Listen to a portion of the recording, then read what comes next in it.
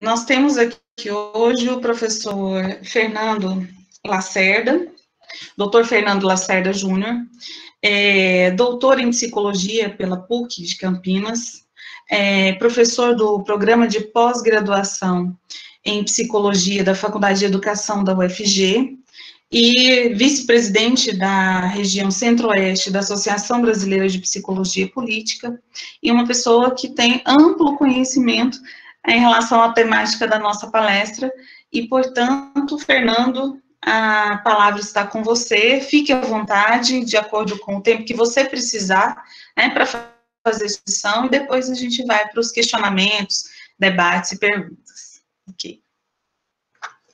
Tá bom. Kellen, só falar uma coisinha. Na banca anterior, a minha internet às vezes deu uma instabilidade aí. Se der problema, se me fala que aí eu vou tentar mudar a minha conexão e se continuar dando problema, eu desligo o vídeo, tá bom? Só para pedir para esse toque. Bom, primeiro agradecer demais o convite desse grupo de estudos que, se eu tivesse uma vida um pouquinho mais tranquila, eu gostaria de estar participando organicamente. Uma das metas que eu estabeleci para mim, quando eu consegui sair da direção do sindicato, é participar, porque eu acho que super relevante, super interessante. Eu descobri o Fanon quando eu estava no meu doutorado, cheguei a dar uma exploradinha muito rápida na minha tese, tinha achado maravilhoso, aí depois fui ler, de fato, as duas obras magnas dele lá, tal. E quando dá para trabalhar nas minhas disciplinas, eu acho que vale muito a pena, porque é um cara bem interessante, mas eu sou um neófito, né? Eu não sou um estudioso sério, nem nada, só o que eu gosto de discutir um pouco mais é isso, né? Como que o marxismo foi entrando ou não, e dialogando ou não, fazendo ligações com a psicologia, né? Especialmente com o campo crítico da psicologia. E aí, muito feliz de estar aqui participando dessa atividade, dialogando com vocês. Queria ter assistido a atividade anterior com o João Alberto, com um companheiro que eu conheço, e o tema me interessava bastante, mas 1 milhão de reuniões ao mesmo tempo, tá difícil acompanhar, mesmo que à distância, assim. E também pedir desculpas pelo atraso para vocês, mas eu tinha começado uma banca às 4 horas, não imaginei que ia chegar até agora e tal, e aí desculpa, né? Nem posso culpar o trânsito, coisa assim, né? Porque eu estou em casa. Mas, enfim, vamos lá. Olha, minha apresentação, eu vou tentar abordar 4 temas nela, né? Problematizar algumas coisas sobre a psicologia e por que aparece um campo aí que a gente chama de psicologia crítica.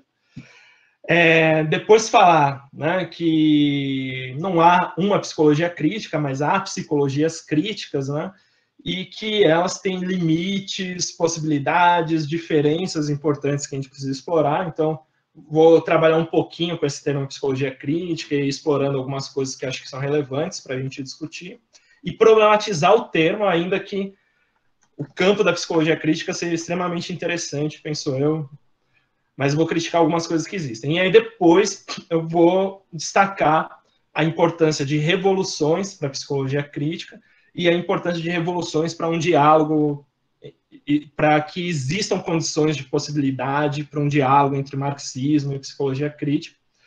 E, finalmente, aí no finalzinho, eu vou dar uma pequena pincelada em como eu vejo, eu acho que a obra do Fanon trabalha, está na tensão da relação entre psicologia crítica, marxismo revolucionário e tal. Tentar explorar um pouquinho isso, né? Então, esses são os 4 pontos da minha apresentação. Vou tentar falar não mais que 40 minutos, 45 minutos, mas como eu sou meio falante, não sei também. Mas eu vou tentar não abusar do tempo aí, da paciência de vocês, que eu sei que a tela é muito desgastante, né?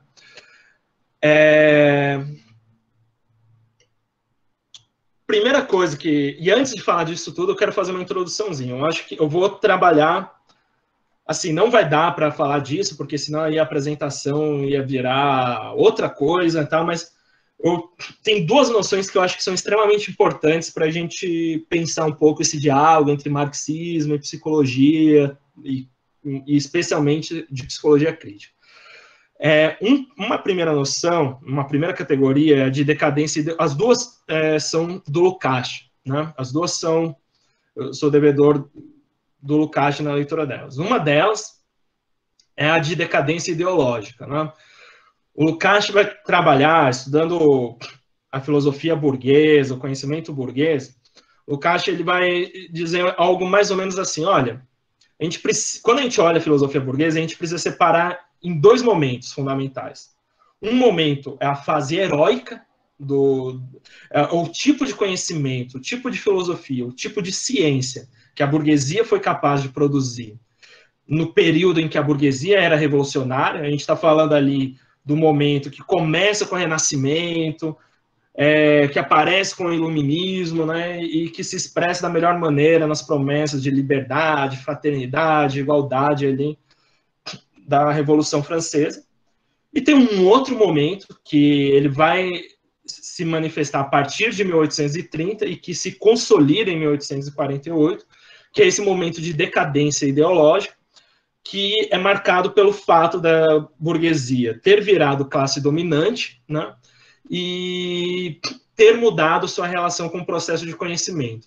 Se no momento anterior a burguesia, né, a burguesia precisava da razão, se pretendia conhecedora, estudiosa do mundo, do movimento do mundo, inclusive para questionar, né, a ideologia típica da nobreza, que era especialmente a ideologia religiosa, né, do catolicismo romano, etc.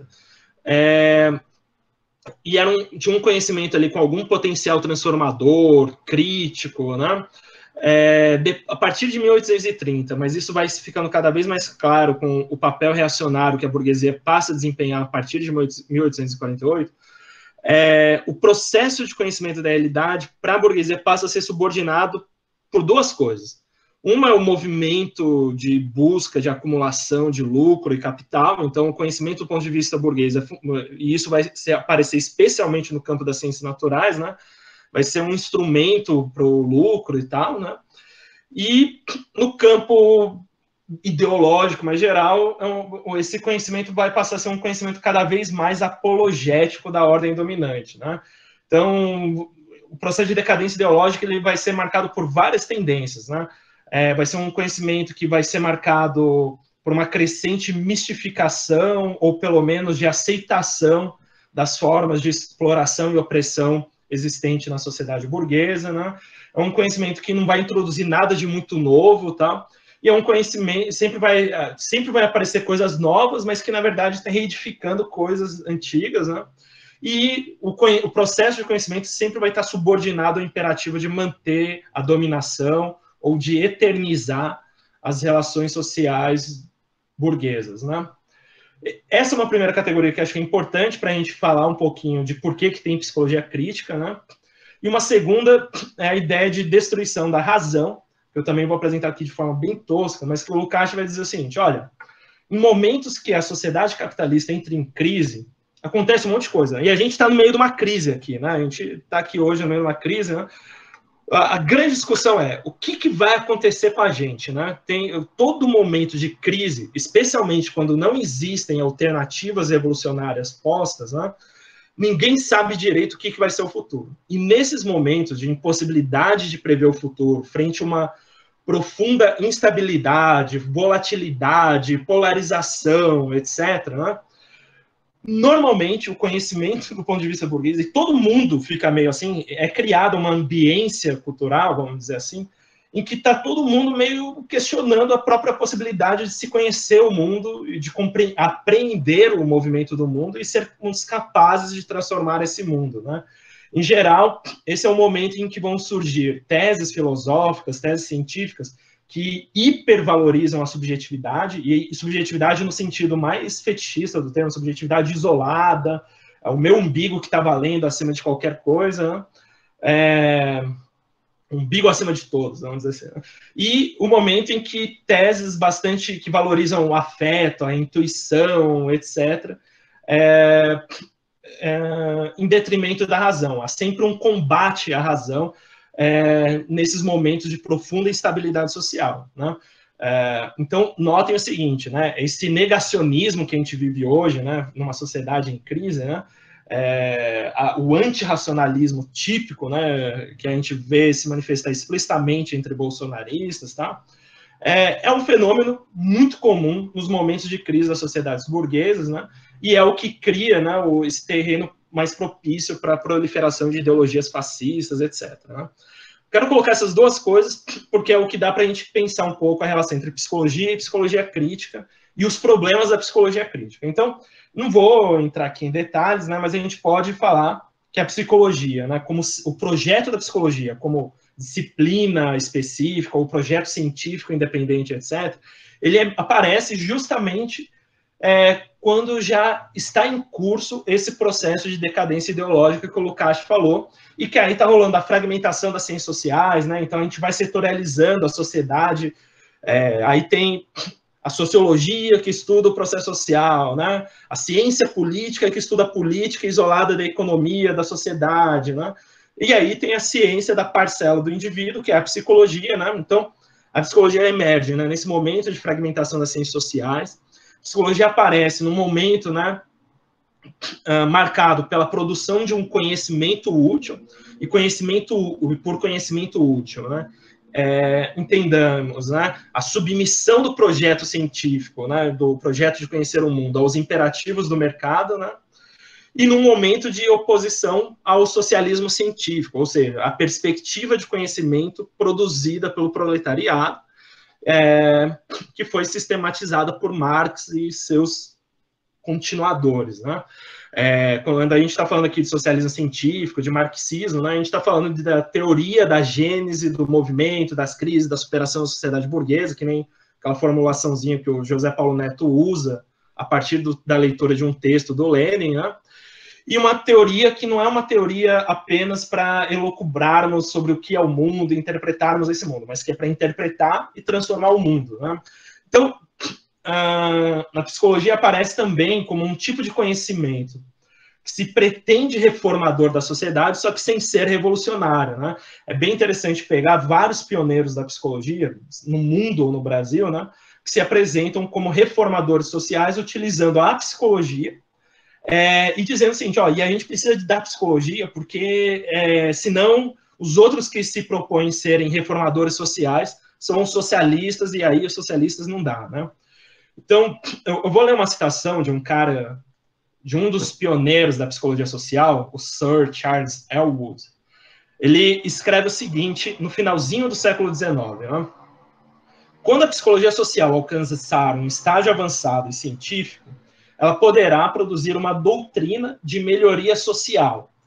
E assim existirá uma pessoa, o psicólogo social, que, para além do socialista, saberá exatamente o que é melhor para a sociedade. Essa pessoa será o psicólogo social, né? Talvez os métodos para a melhoria social que o psicólogo social poderá propor não serão tão rápidos ou seguros quanto aqueles do socialismo, mas eles ao menos terão o mérito de se fundamentar sobre o conhecimento da natureza do processo social. Então vejam que é um tipo de conhecimento científico útil, né, que serve ao mercado, é antissocialista, né, antimarxista, né, e que a gente pode opor ao marxismo, né? Enquanto a psicologia, né, é parte de um projeto de ciências sociais que busca conhecer as partes, que é fragmentada, né, que se propõe ser neutra, né, que busca reformar pela técnica, e que, em última instância, tem como função social mistificar, eternizar ou naturalizar as relações sociais, o socialismo científico / marxismo, né, é um projeto de conhecimento que busca conhecer o todo, né, que busca a emancipação humana a partir da transformação radical dessa sociedade, não a continuação dessa sociedade, né? E que, ao invés de naturalizar as relações sociais, ela busca historicizar as relações sociais, né? Então, se a psicologia é isso, né? Então, notem que uma psicologia que se pretende crítica, ela tem que ser diferente disso, né? Então, essa psicologia, que é instrumento de dominação, né, que serve à burguesia, que serve para combater o socialismo, é um tipo de ciência, né, que fratura a relação indivíduo-sociedade, né, que converte as contradições de classe, gênero, raça em desajustamento psicológico. É uma psicologia que isola e abstrai a subjetividade das condições socioeconômicas, que, ao invés de propor soluções políticas para os problemas políticos, ou soluções econômicas para os problemas, ou soluções sociais para os problemas sociais, vai propor soluções de técnicas psicológicas para problemas que, de fato, no fundo, ao fundo, são político-econômicos sociais, né? E também é uma psicologia que tenta ocultar a dimensão política, né? Porque apesar dela se dizer neutra, né, a política, ela, na verdade, tem um projeto político, etc., e que tem também uma propensão a transmitir, né, conhecimentos que são históricos, parciais, etc., como valores universais e tal, né? Tudo isso é o que a gente pode chamar aqui de psicologia dominante, alguns vão chamar de psicologia burguesa, etc. E ela nasce dentro desse processo de decadência ideológica. O que é a psicologia crítica, né? O termo psicologia crítica, né, alguns vão definir... O termo psicologia crítica não tem um significado único, isso já é um primeiro problema para a gente destacar, né? E ele tem vários significados. Pode significar, né, psicologia crítica, é somente, em geral, o que as pessoas falam, a psicologia crítica é aquela que é crítica da própria psicologia dominante, né, então existe um movimento de criticar a psicologia dominante, e é uma psicologia que é crítica da sociedade, né, então critica-se sociedades. É essa a única definição geral possível que a gente pode dar de psicologia crítica, né. Aí a gente pode encontrar várias psicologias críticas, né, e suas características que vão aparecendo ao longo do tempo, ao longo do século XX, né? O termo psicologia crítica, ele começa a se tornar popular especialmente a partir do final dos anos 70, né? E especialmente início dos anos 80, né? Então, por exemplo, a Valerie Walkerdine, né, é uma teórica que fundou uma das primeiras revistas de psicologia crítica que existiu, né? Ela vai apresentar a seguinte definição de psicologia crítica. A psicologia crítica é uma expressão guarda-chuva que descreve um amplo número de respostas politicamente radicais e que diferem com a psicologia dominante. A psicologia crítica inclui perspectivas de pessoas da esquerda, do feminismo, da política antirracista, dos movimentos ecológicos, das novas formas de espiritualidade e de atividade radical em sentido mais geral. Os movimentos da psicologia crítica podem ser datados até os movimentos contraculturais, a antipsiquiatria, a nova esquerda, os novos movimentos por direitos civis e das mulheres. Então, a Valerie Walkerdine aqui, ela está dizendo o seguinte, olha, a psicologia crítica remonta aos anos 60, certo? Ao final dos anos 60, né? Tudo isso que ela está falando, contracultura, antipsiquiatria, nova esquerda, direitos civis, direitos das mulheres, década de 60 é chave, né? E o ano 68 é chave para entender isso daqui, né? E o ano 68 não vai dar para a gente detalhar aqui também, né? Mas foi o ano da grande rebelião estudantil na França, a maior greve geral dos trabalhadores na França, um monte de luta aqui no Brasil, no México, né? Teve luta social no mundo todo, né? Só que essas lutas foram derrotadas, né? Foram duramente derrotadas, e isso produziu implicações muito importantes no campo do que a gente pode chamar de teorias radicais, teorias sociais críticas, etc. Eu vou tentar explorar um pouquinho isso, um pouquinho mais para frente. Então, ainda seguindo essa vertente aqui que a Walkerdine está explorando, o que alguns autores vão apontar como o que é a psicologia crítica, né? Então, é esse termo, né, guarda-chuva. Então, a gente pode ver, é um termo que aglutina tudo aquilo que não é a psicologia dominante, né?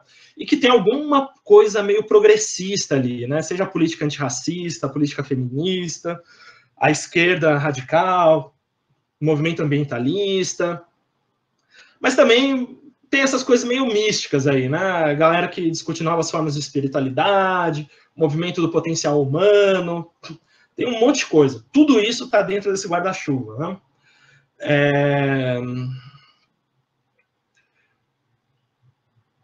O Ian Parker, né, que é um cara fundamental nesse campo da psicologia crítica, né, ele tem um texto que ele fala assim, o que é psicologia crítica e o que não é psicologia crítica. Infelizmente, esse texto está disponível só em inglês, e aí não dá para a gente trabalhar algumas definições aqui que ele traz. Mas aí nesse texto ele vai colocar, ele assume isso, né, psicologia crítica, é tudo aquilo que não é psicologia dominante.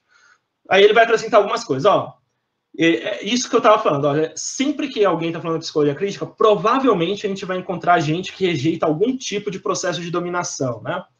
Então, normalmente nas propostas de psicologia crítica, a gente vai encontrar gente que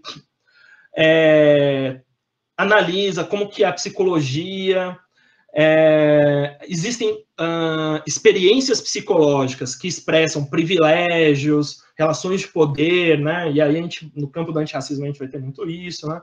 A gente vai ter estudos, né, do processo de construção histórica da psicologia, né? As formas como a teoria psicológica pode validar, né, suposições ideológicas dominantes, né? Então, sei lá, quem está no campo da teoria antirracista, né, sabe que a psicologia, as teorias da inteligência no campo da psicologia, normalmente foram instrumentos fundamentais para o racismo científico, né? As formas mais refinadas e mais toscas de racismo científico, que existem inclusive hoje, são vigentes até hoje, né? Em geral, encontraram na psicologia um instrumento muito importante. Então, a galera na psicologia crítica ia fazer isso, olha, vamos destruir a teoria, vamos destruir no sentido assim, vamos pegar as teorias da inteligência, criticar essa noção de inteligência e mostrar como isso aqui é uma construção histórica, né, e que e que é instrumental para os processos racistas que predominam na nossa sociedade, né. Psicologia crítica também podem ser estudos, né, de processos vigentes na nossa vida cotidiana e como nossa vida cotidiana, né, expressa relações de poder patriarcais e como que isso produz certas subjetividades, né. A gente tem aí no campo da esquizoanálise, do feminismo, um monte de gente faz isso, tá, né? E, finalmente, também os estudos sobre como a própria prática acadêmica da psicologia, né, ela pode ser instrumento para processo de dominação. Então, psicologia crítica, né, aglutina tudo aquilo que não é psicologia dominante, normalmente tem um tipo de rejeição de processo de dominação.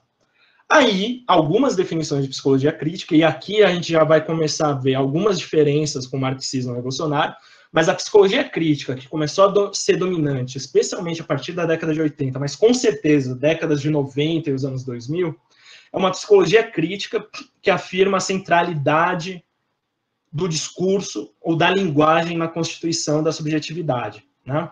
Então, em geral, a gente vai encontrar, né, construcionistas sociais, pós-modernos, pós-estruturalistas, que vão afirmar que não existe uma essência humana, né? Que vão negar a existência de uma realidade objetiva, ou mesmo de uma razão científica, e que toda razão científica sempre é dominadora, que tudo é simbólico, né?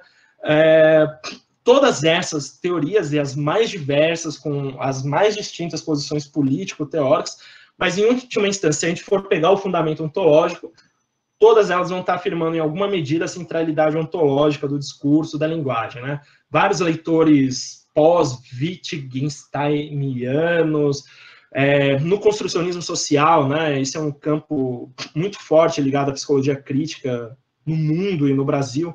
A gente vai ver muito essa tese da centralidade ontológica do discurso, né? Tal, por aí vai. E opa, peraí, só um minutinho. Opa, esse aqui não. Estou pulando aqui já algumas coisas. Então, a gente já vai ver em geral, especialmente a partir dos anos 80, né, psicologias críticas que vão afirmar essa centralidade da linguagem. E essa afirmação da centralidade da linguagem, né, vai ser acompanhada por um certo fetiche da subjetividade, de uma hipercentralidade da subjetividade. Então, a gente vai entender a subjetividade a partir dela mesma, né? Negando a ideia de que existe uma realidade objetiva, ou uma realidade material que determina, né? Isso, em geral, começa com uma crítica justa, correta, né? Das leituras economicistas, né? Do marxismo, especialmente, né? De reduzir tudo que é subjetivo ao econômico. mas isso vai, em geral, vai virando uma rejeição ao economicismo e vai virando cada vez mais um subjetivismo, né? Então, vejam, a gente tem vários autores assim, a gente tinha um autor muito famoso aqui, que veio da psicologia histórico-cultural, que é o exemplo expressivo desse movimento, né, que era o Fernando González Rey, né, que é um cubano que vivia aqui no Brasil há muitos anos já, e ele fez muito esse caminho. Começa como um psicólogo histórico-cultural, seguidor ortodoxo do marxismo soviético, né, formado pelos soviéticos lá na União Soviética, e gradativamente vai fazendo uma crítica, né, das leituras economicistas do marxismo, de reduções objetivistas no campo da teoria da atividade, da psicologia histórico-cultural, e vai criando uma proposta teórica de subjetividade que, por exemplo, para ele, vai resultar na necessidade da gente compreender o capital financeiro, né, estudando a subjetividade e não o movimento de reprodução do capital, né? Isso é o que eu chamo de subjetivismo, hipersubjetivismo, né? Então, eu ia ler uma citação dele aqui, mas acho que não vai enriquecer muito, mas depois a gente pode voltar, porque meu tempo aqui está voando, né?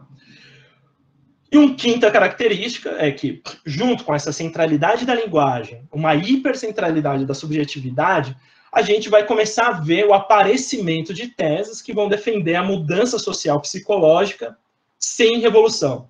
Ou seja, se a subjetividade ela é maior, ela consegue escapar das determinações materiais, né? E se, em última instância, a determinação fundamental na vida humana é a linguagem, né?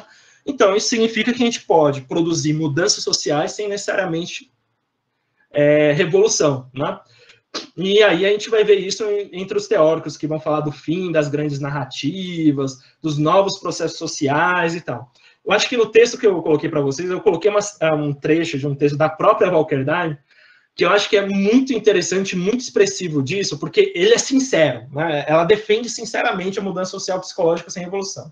A maior parte dos psicólogos críticos que defendem essa concepção, eles vão botar um monte de coisa rococó, mas que, em última instância, é isso aqui que a Walkerdine defende, né? Ela vai dizer assim, olha, estou aqui falando de mudança social, a crise do capital criou um monte de problema, mas é nesses momentos que a crise do capital traz oportunidades. Aí diz a autora, agora eu estou falando palavras dela, certo? Não são minhas. Ela fala, olha, eu estou pensando aqui em dois amigos, que nos anos 70 eram professores, no início dos 80 e no início dos 80 estavam em empregos especialmente difíceis. Eles abandonaram, em meados dos anos 80, esses empregos, né, difíceis, e compraram um pequeno negócio na costa oeste da Inglaterra, que era uma loja de presentes e chás. Tudo parecia um idílio rural até a recessão do início dos anos 90, que cada vez mais era difícil enfrentar financeiramente. Eventualmente, em 99, eles jogaram a toalha, né, desistiram, declararam falência e perderam tudo. Todavia, no meio desta perda, eles também encontraram algo. Impedidos de ganhar muito, eles decidiram que, na realidade, eles se sentiram livres pela primeira vez em anos. Eles não têm mais nada a perder e, com 50 anos, aprenderam a surfar e começaram a andar de bicicleta. Eu não estou dizendo aqui que o colapso da subsistência das pessoas é positivo, mas, dado que isso é o que está acontecendo, é importante estar consciente de que isso pode levar à abertura de novos espaços, que nós nunca poderíamos ter imaginado uma década atrás. Imaginem vocês um ciclista do iFood lendo essa bobagem aqui, né? Mas, enfim, isso que é o perigo de falar que é possível mudança social, né, e psicológica fundamental, sem ter revolução, sem ter reforma social de verdade, né? Então, o que eu tenho aqui? A gente tem como um grande eixo, um grande fundamento das psicologias críticas, né?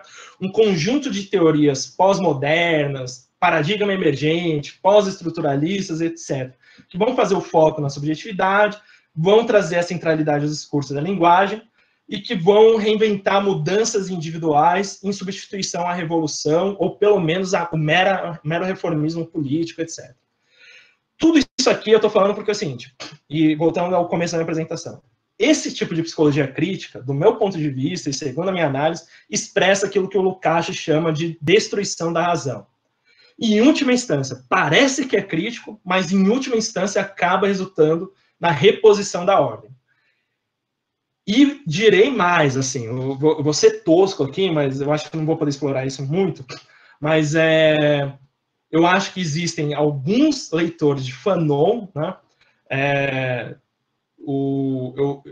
Eu espero que o Douglas, né, que está aqui, eu acho, ele pretende estudar o Fanon aí no mestrado. Eu espero que ele identifique isso.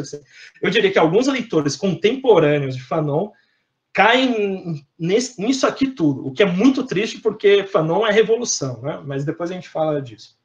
Então, esse tipo de psicologia crítica, eu acho que ela é muito limitada. Ela acaba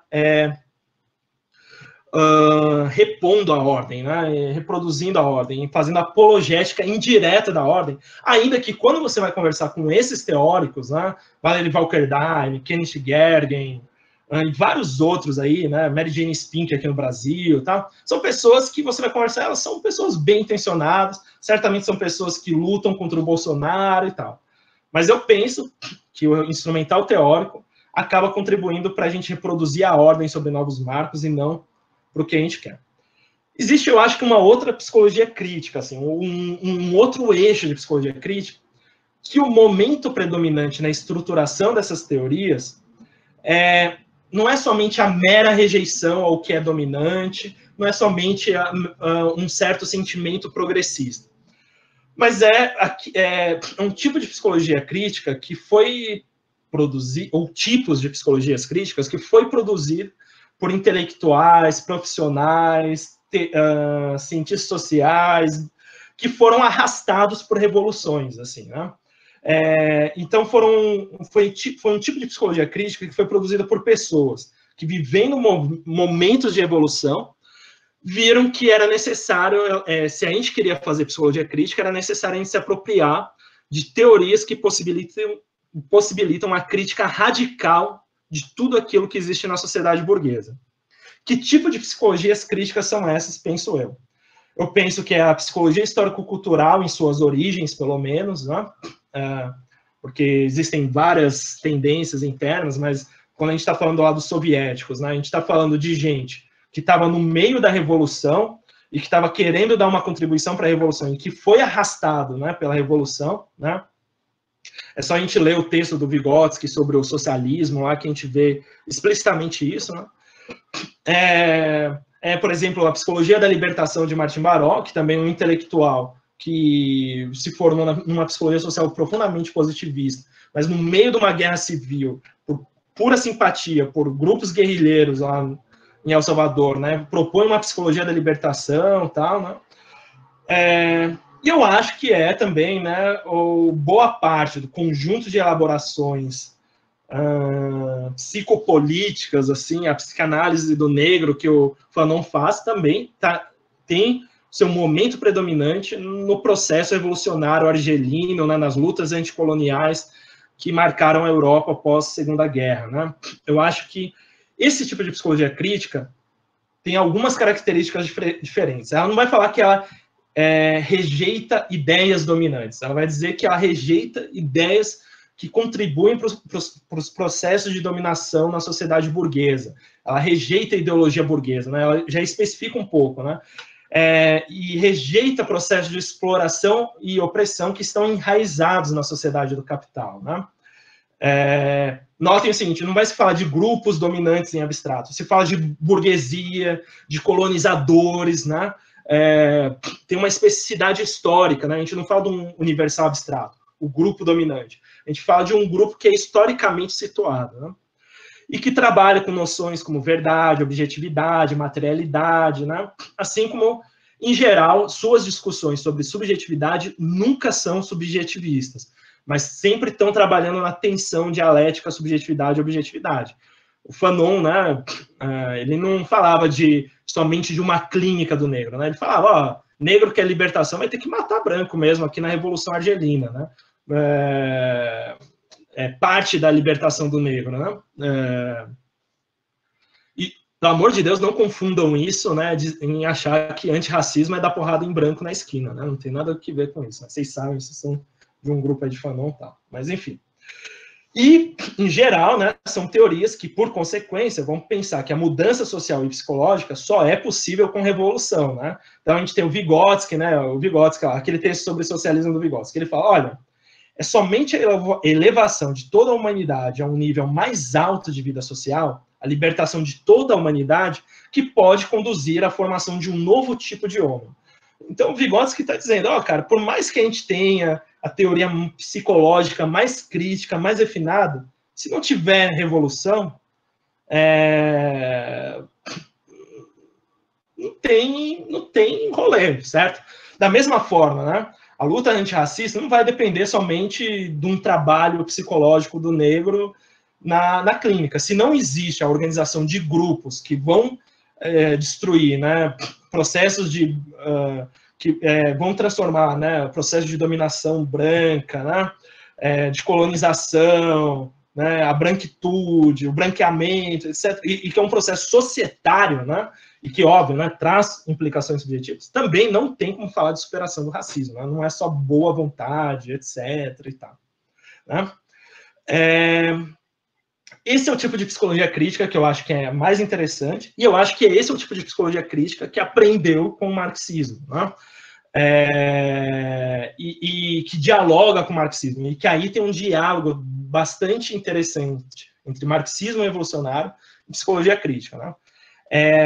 E já vou dizendo aqui, né, acho que já ficou um pouco óbvio na apresentação, mas quando estou falando de marxismo, né, e quando eu estava falando lá de socialismo científico lá no começo, eu estava querendo dizer o seguinte, olha, os marcos de conhecimento para o marxismo, né, não são os mesmos marcos da ciência burguesa parcelar, fragmentada, etc. Né?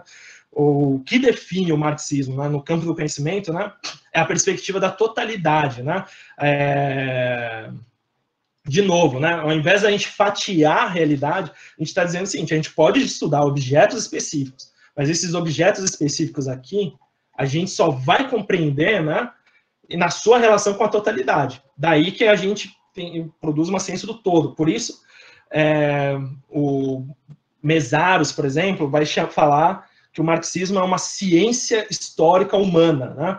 Ele não vai falar de ciências sociais, porque a tendência das ciências sociais é isso, é ir fragmentando e depois você junta aí as parcelas. Isso não se trata de eliminar conhecimentos parciais, específicos, que é parte do processo de produção do conhecimento, é parte do estudo da ciência e tal. Mas se a gente nunca remeter a relação com a perspectiva da totalidade, normalmente a gente vai fetichizar a realidade. Segunda coisa fundamental para o marxismo é que aquela 11ª tese, né, sobre o Feuerbach que o Marx escreveu, né, o conhecimento nunca é para só interpretar o mundo, né, é para interpretar e transformar o mundo.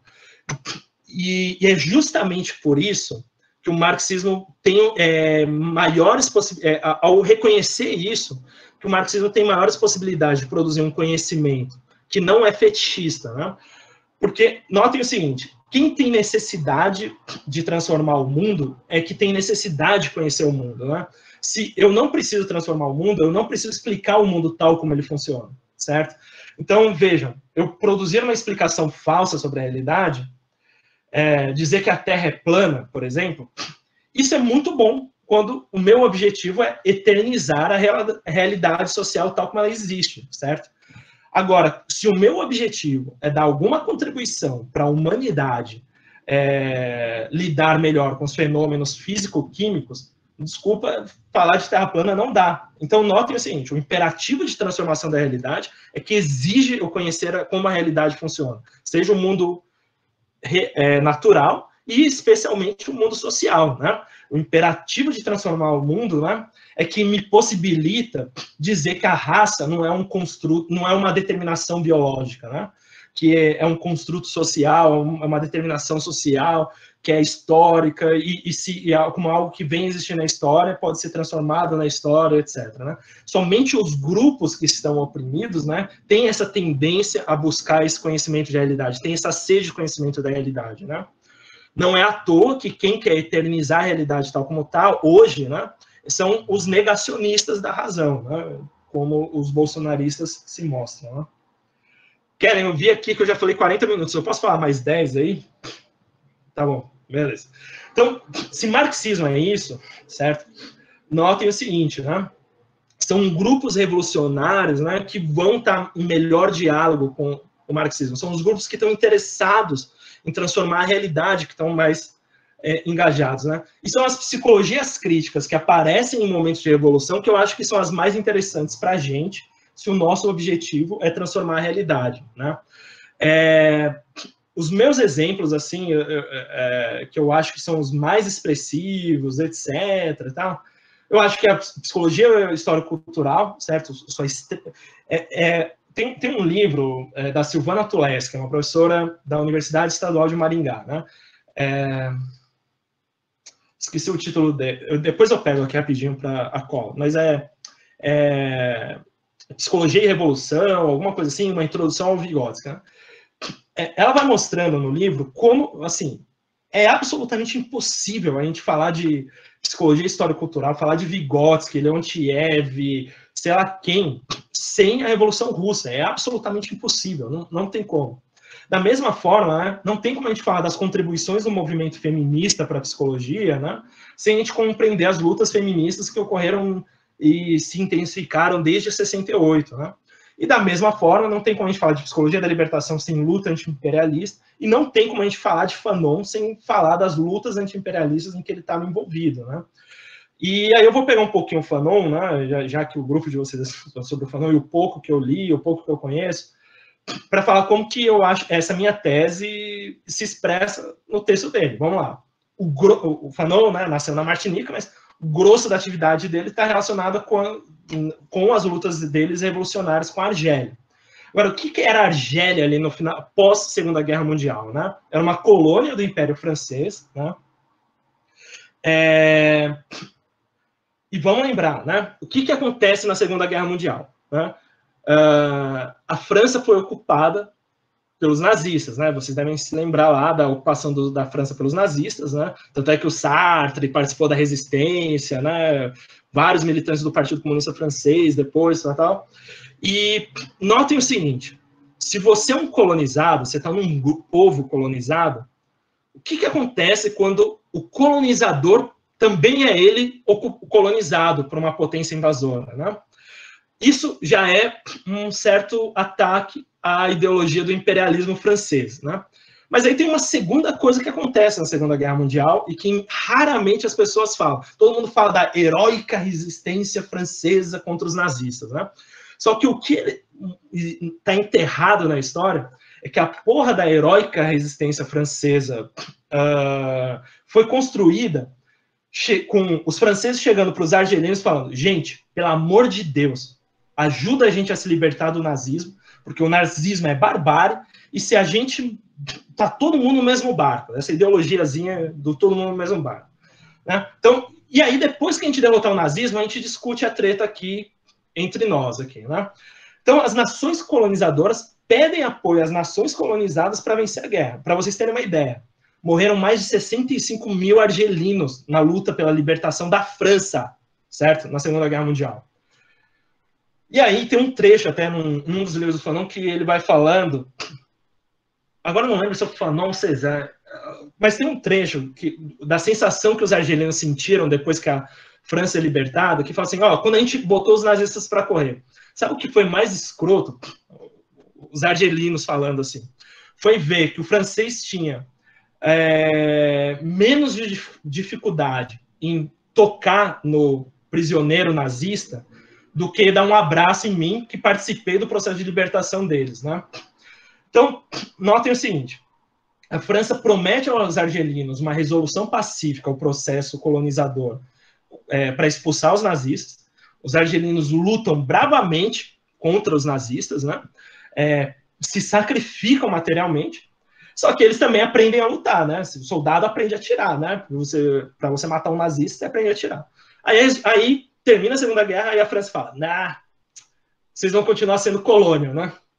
E proíbe a realização de reuniões, né? Tem uma violenta repressão, né, a qualquer dirigente que pensava nacionalista, qualquer movimento nacionalista de libertação colonial. Mas acontece o seguinte, o argelino já sabia que ele podia lutar e se libertar dos colonizadores. E ele já sabia que os franceses também não eram invencíveis, né? Então, acabam as alternativas democráticas, né? Os franceses quebram as promessas que eles fazem. Quebram, assim, vamos lá, né? Porra, 65 mil pessoas, né? Aí começa a luta armada, tem a organização no patamar superior da luta armada na FLN, né? E tem um outro problema que vale a pena destacar, né? É que num primeiro momento, o Partido Comunista Francês stalinista, né, apoiou o governo francês também na coisa de manter a Argélia como colônia, definindo uma transição prolongada, né? Tem uma série de coisas aí. Tá? O Fanon é o cara que vive tudo isso, certo? Então, ele tem uma formação da melhor qualidade, acho que vocês devem saber, tal, mas o que interessa é o seguinte, né, se apropria do que tem de melhor na teoria crítica na época. E o que tem de melhor na teoria crítica na época é marxismo e psicanálise, né? Teoria crítica não no sentido escola de Frankfurt, tá? Teorias que são críticas da sociedade, tal. Ele luta na Segunda Guerra Mundial, participa, e aí, posteriormente, com a frustração dos anseios de resolução pacífica à dominação colonial, ele começa a participar organicamente da FLN, né? E aí é interessante que a teoria dele vai lidar justamente com esse tema, da dominação colonizadora. E aí vem uma psicologia crítica que é bem interessante, né? Porque notem o seguinte, né? Ainda que ele não seja um psicólogo, né? Se a gente for pegar para a psicologia as contribuições dos pressupostos teóricos do Fanon, né? O que a gente tem, né? A gente tem um Fanon que critica a psicopatologia por ignorar o econômico, o social e o histórico, né? Tem um cara que defende critica a psicopatologia por universalizar os dilemas e os processos do homem branco europeu, né? E coloca o seguinte, olha, não tem como a gente analisar o processo de constituição subjetiva sem a gente analisar as forças sociopolíticas, não tem como. Então, daí que é necessário a gente politizar os saberes psi, né, vamos dizer assim. E aí, ao fazer isso, né, ele introduz a política, né,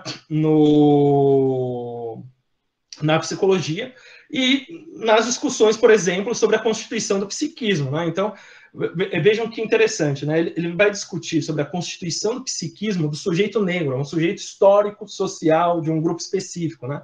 E ele está dizendo assim, não é qualquer negro que eu estou discutindo aqui, eu estou discutindo o sujeito colonizado, né?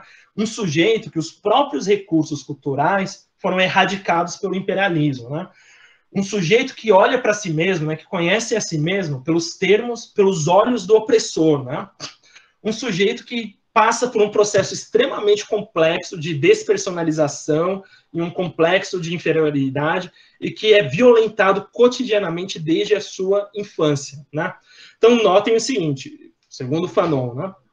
Eu estou utilizando aqui os recursos da psicanálise, mas se a gente for discutir a constituição da neurose, né, em termos universais abstratos, a gente não vai conseguir entender a particularidade da experiência desse sujeito negro, né? Então, a sua teoria, né, utilizando recursos da psicanálise e tal, né, é justamente revelar a vida psíquica produzida no interior de um grupo, né, dominado por um poder colonizador, né? E aí, por exemplo, o que é o trauma para o Fanon, né? O trauma, nesse caso, não é discutido abstratamente, mas é discutido a partir da justa posição do encontro violento entre brancos e negros, né? Que vai ter marcas na formação psíquica profundas, né? E o que ele vai falar, olha, o que acontece como resultado dessa justaposição violenta entre brancos e negros, né? É justamente um sujeito que deseja ser branco, mas enfrenta a realidade de ser negro, né? E essa é a origem de um trauma, né, profundo, né? Que não é, vamos dizer assim, natural, universal, intrapsíquico, mas que é resultante da exposição das crianças negras aos valores racistas, né? Então, o trauma infantil aqui é um trauma cultural, político, social, né? Não é qualquer tipo de trauma, né? Ou um trauma universal, abstrato, né? E daí a gente pode pegar várias outras coisas, né? A construção do negro enquanto objeto fóbico dos brancos, né? O racismo como mito fundador do inconsciente coletivo da colônia, a conversão do negro enquanto bode expiatório dos brancos, né? E daí também as soluções, né? A solução não é somente a superação dos danos psíquicos do colonialismo, né? Se o trauma não é puramente psicológico, Então, a solução, a superação do trauma também não é puramente psicológica, né? A gente precisa, sim, né, trabalhar individualmente com o negro, na clínica, etc. Mas se os danos do colonialismo, se os danos psíquicos do negro são fruto do colonialismo, então uma luta ativa contra o colonialismo também é parte da superação dos danos criados pelo colonialismo. Nesse sentido, né, libertação psicológica, né, em certo sentido, libertação psíquica e libertação política, né, caminham juntas, né? Não é possível fazer uma coisa separada da outra, né? E isso que eu acho que é o mais triste aí em algumas leituras contemporâneas do Fanon, porque aí muitos vão ser críticos, né, da teoria da violência que aparece no Fanon, por exemplo, em Condenados da Terra, quando eu acho mais ou menos o seguinte, discutir Fanon sem essa teoria é mais ou menos a gente tentar discutir Marx sem mais-valia, sei lá, né? Você tira isso, desaba o arsenal teórico, né? E eu estou falando tudo isso para dizer o seguinte, olha, isso aqui é uma psicologia crítica, que apreende contribuições do marxismo, apreende contribuições da psicanálise, né? Porque tinha revolução rolando, né? Nesse sentido, e por que eu acho que é interessante a gente falar disso, certo?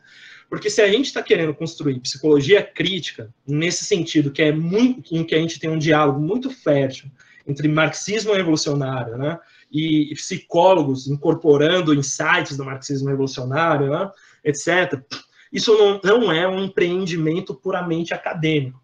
Isso é um empreendimento que envolve, né, intervenção ativa na luta por transformação social, né? Isso significa o seguinte, uma psicologia crítica capaz de dialogar com o marxismo revolucionário, por exemplo, é uma psicologia crítica que depende, né, primeiro, de intelectuais tendo espaço para fazer crítica, né, porque isso às vezes não existe, né? Vamos lembrar aqui do Escola Sem Partido, por exemplo, que assombra a gente hoje, né? Mas significa, né, o engajamento de intelectuais nas lutas, né, engajamento ativo, e engajamento ativo significa alianças com a classe trabalhadora, com setores oprimidos, com mulheres, com negros e negras antirracistas, etc., né? E envolve a gente entender que os destinos da teoria, né, estão profundamente articulados com as nossas práticas, né? Isso é fundamental para a gente não cair em academicismos, como, por exemplo, aí sim, a teoria crítica da Escola de Frankfurt, né, realiza. Eu já falei 50 minutos, acho que tá bom aqui para uma abertura. Depois eu quero falar de algumas coisas que eu acho que daria para a gente pensar como pontos críticos e problemáticos na obra do Fanon, inclusive a relação polêmica que ele tem com o próprio marxismo, com a própria psicanálise, mas aí eu acho que eu deixo para um último momento aqui da minha fala. O que importa só, e essa é a mensagem que eu queria trazer, é que se a gente quer falar de um diálogo, né, entre psicologia crítica e marxismo revolucionário, que é relevante para mulheres que lutam contra o machismo, para negros e negras que lutam contra o racismo, né, para trabalhadores e trabalhadoras que lutam contra a exploração capitalista, né, então a gente precisa, né, de um diálogo, de alianças com grupos da classe trabalhadora, né, e não somente a apropriação do marxismo, né. A gente precisa de envolvimento ativo na luta. Agora, eu acho também, né, que o momento que a psicologia...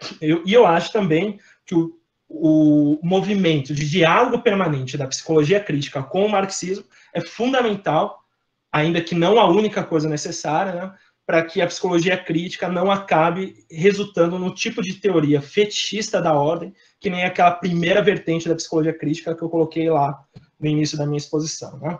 Obrigado, gente, pela paciência. Desculpa, eu falo muito, eu ia falar 40, falei mais de 50 já. Aí a gente dialoga agora. Espero ter atingido aí os objetivos aí, Karen. É isso.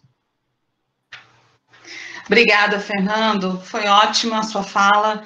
Bom, ela gerou, pelo menos em mim aqui, vários questionamentos, várias coisas que eu gostaria de conversar com você, mas já avisando as pessoas que podem encaminhar suas perguntas, questionamentos ou comentários também pelo chat. Então, achei excelente a sua fala, acho que você fez, para além daquilo que estava proposto, né, que era uma abordagem do que é a psicologia crítica, qual a sua relação com o marxismo e com esse marxismo revolucionário, e também trouxe contribuições fundamentais aqui para a nossa discussão sobre Fanon, né? Então, achei que você foi, inclusive, para além daquilo que a gente estava prevendo, né? Bom, enquanto o pessoal vai encaminhando as suas perguntas no chat, e eu tenho aqui alguém que vai me dar um apoio nisso, você não está conseguindo acessar? Eu estou pedindo para participar. Você tá, mas não está aqui. À medida que as pessoas vão enviando aqui, eu gostaria de, então, iniciar, né, com os questionamentos que nós, do grupo de estudos, nos envolvemos aqui ao longo de 2019 e nesse início agora de 2020. Bom, eu vou tentar aqui fazer contextualizar algumas coisas, Fernando, até mesmo para a gente situar aqui as nossas discussões, né? Bom, primeira coisa, assim, logo no início das leituras de Fanon, no grupo de estudos, ainda na leitura do Pele Negra e Máscaras Brancas, nós tivemos uma discussão importante, né? Principalmente, foi muito importante, Fernando, porque, na verdade, a gente estava engatinhando em Fanon, a gente recebia muitas informações, né, enquadrando Fanon em diferentes perspectivas teóricas e epistemológicas, né? Então, foi uma leitura muito interessante e a gente esbarrou, inclusive, em questões que não estavam resolvidas para nós.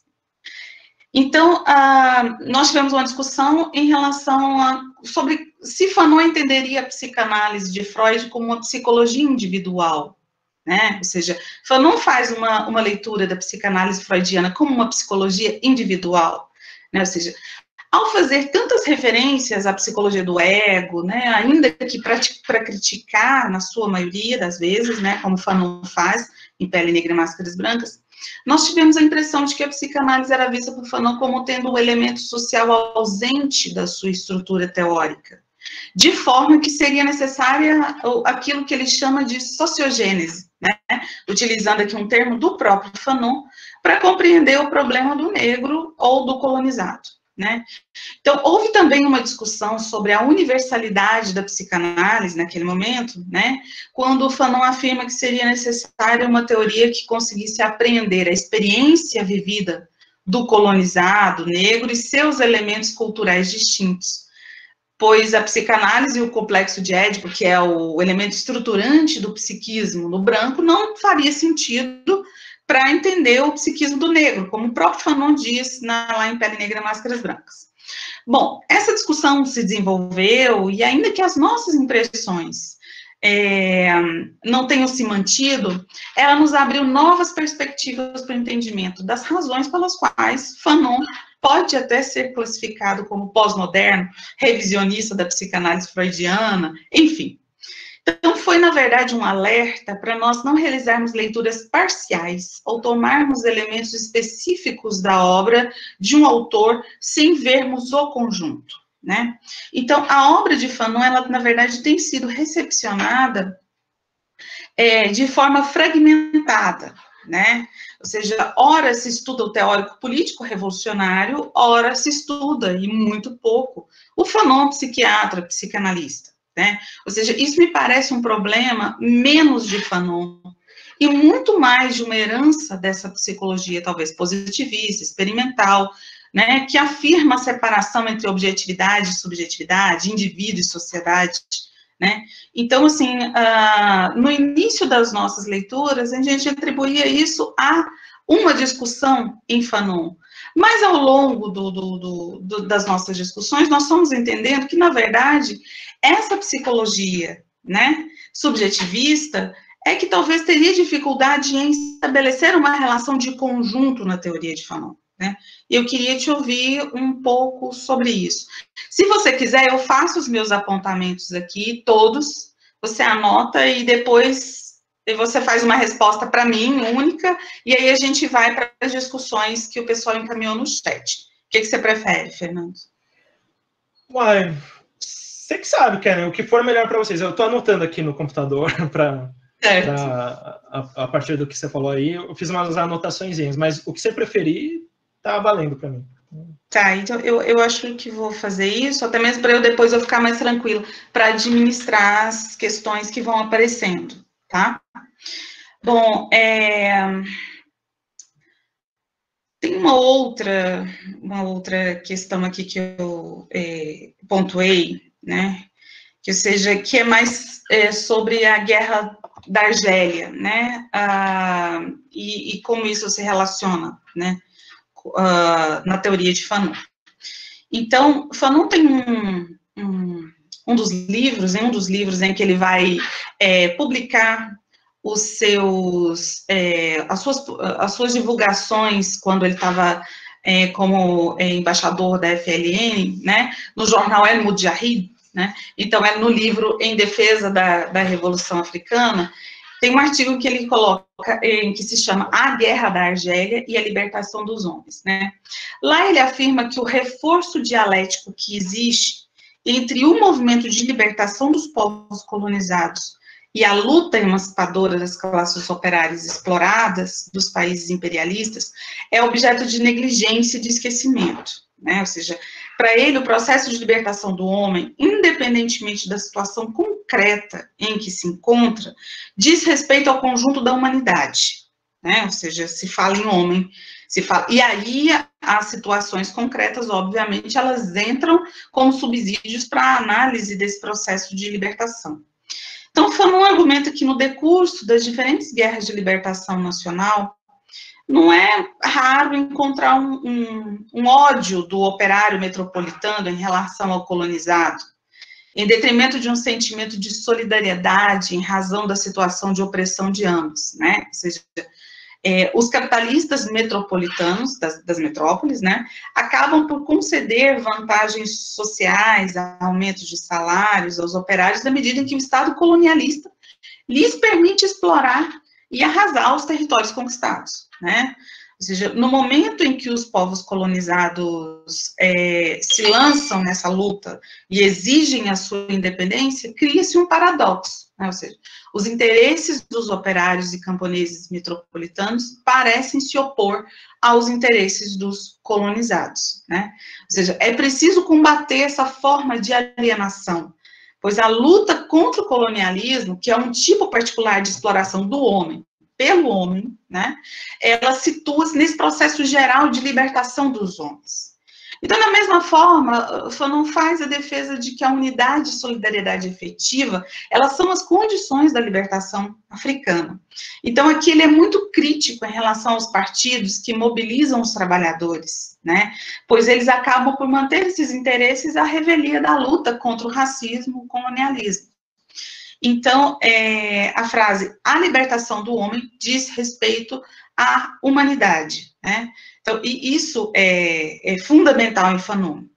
E aí, fazendo uma relação com o que nós vivenciamos, né, nos últimos tempos, nos últimos dias, né, ao ver movimentos, por exemplo, como Vidas Negras Importam, né, que a gente pode entender que esses movimentos, eles foram, de certa forma, cooptados por partidos nos Estados Unidos, né, ou seja, dizendo claramente, né, em relação ao Partido Democrata e aos republicanos, né, na verdade, com uma finalidade eleitoreira, né, eu penso que essa crítica também se aplica ao que a gente tem hoje, ou seja, sem unidade e solidariedade efetivas, nós não temos condições para a libertação africana, para a libertação do negro, para a derrota do racismo ou para a libertação do homem, né? Ou seja, entendo que a derrota do fascismo, entendendo o fascismo aí a partir dessa forma como, inclusive, esses movimentos são cooptados por uma política nociva, né? É condição para a construção dessa unidade. Por mais paradoxal que isso pareça, quando vemos grupos defendendo a democracia e o fechamento do STF, esses grupos se debatendo na rua, né? Ou seja, parece que estamos cada vez mais distantes dessa ideia da unidade e da solidariedade. E parece que Fanon falava para homens de outros tempos, né? Então, isso também é um elemento que eu gostaria de pensar nessa discussão, né? Esse é o segundo ponto, né? Eu já vou para o terceiro aspecto aqui, depois você faz uma... Vou selecionar, porque é tanta coisa, Fernando, eu acho que eu vou fazer uma seleção e depois a gente vai lá para as perguntas das pessoas que estão participando, né? Me aceita, né? Não. A radicalidade dos escritos de Fanon, na minha opinião, isso aí eu falei, inclusive, na palestra com o João Alberto, né, que, na verdade, eu gosto de marcar a minha visão a respeito dessa discussão, né? Ou seja, ela está na articulação entre três dimensões da análise de Fanon, ou seja, a materialidade histórica, que conforma o homem às condições da sua libertação e da sua alienação, né? A subjetividade, que permite compreender como a sociabilidade participa da estruturação ou desestruturação do psiquismo, aqui entendendo sociabilidade como as relações concretas estabelecidas entre os homens no processo de produção e reprodução das suas condições materiais de existência, né? E terceiro, uma abordagem dialética do seu objeto, né? Ou seja, mediante a qual ele vai expondo as contradições da situação colonial sob seu aspecto empírico, enquanto realidade do homem colonizado e do colonizador, e também do ponto de vista do conhecimento produzido sobre esse homem, né? Que também não consegue apreender as condições impostas por essa realidade. Então, dessa forma, eu incluo Fanon, sem dúvida, entre os marxistas, mais exatamente entre aqueles que, a partir de uma leitura hegeliana, estabelecem as bases do seu pensamento sobre a relação entre indivíduo e sociedade. Há, entanto, outras interpretações do pensamento de Fanon que vão inseri-lo entre as abordagens decolonialistas ou pós-colonialistas, por exemplo, né? Ou seja, ou até situar o Fanon como expressão da esquizoanálise, talvez pela influência do Guattari, a partir do trabalho de Tosquelles, e o trabalho de Tosquelles e Fanon juntos, enfim, não sei ainda como é que isso funciona. Então, me parece que Fanon tem sido inserido em diferentes perspectivas epistemológicas em razão do caráter sui generis da sua produção crítica e em razão de nós não conhecermos toda a produção do autor, né? Ou seja, recentemente eu tive acesso ao livro Alienação e Liberdade, Escritos Psiquiátricos, e aí a minha visão de Fanon, ela parece que se abriu uma janela, né? Ou seja, muitos questionamentos que eu tinha, eles estão. E uma produção que até então não é conhecida, não é amplamente lida, né? Até mesmo porque tem produções aqui que estão em francês e outras que nem foram publicadas, né? E a minha pergunta, na verdade, Fernando, o termo psicopolítica, para designar a obra de Fanon, de certa forma, também não enclausura Fanon em algum lugar teórico, ou seja, Fanon também não faz uma psicologia, dizer que Fanon faz uma psicologia política é suficiente para dizer da produção de Fanon, né? Então, esse último. E depois eu tenho uma questão que eu acho que é legal também para o debate, mas eu vou deixar para o final, peço que você dê continuidade aí, se você puder responder agora, eu já vou dar uma olhadinha nas perguntas que o pessoal postou no chat. É isso, Fernando, obrigada.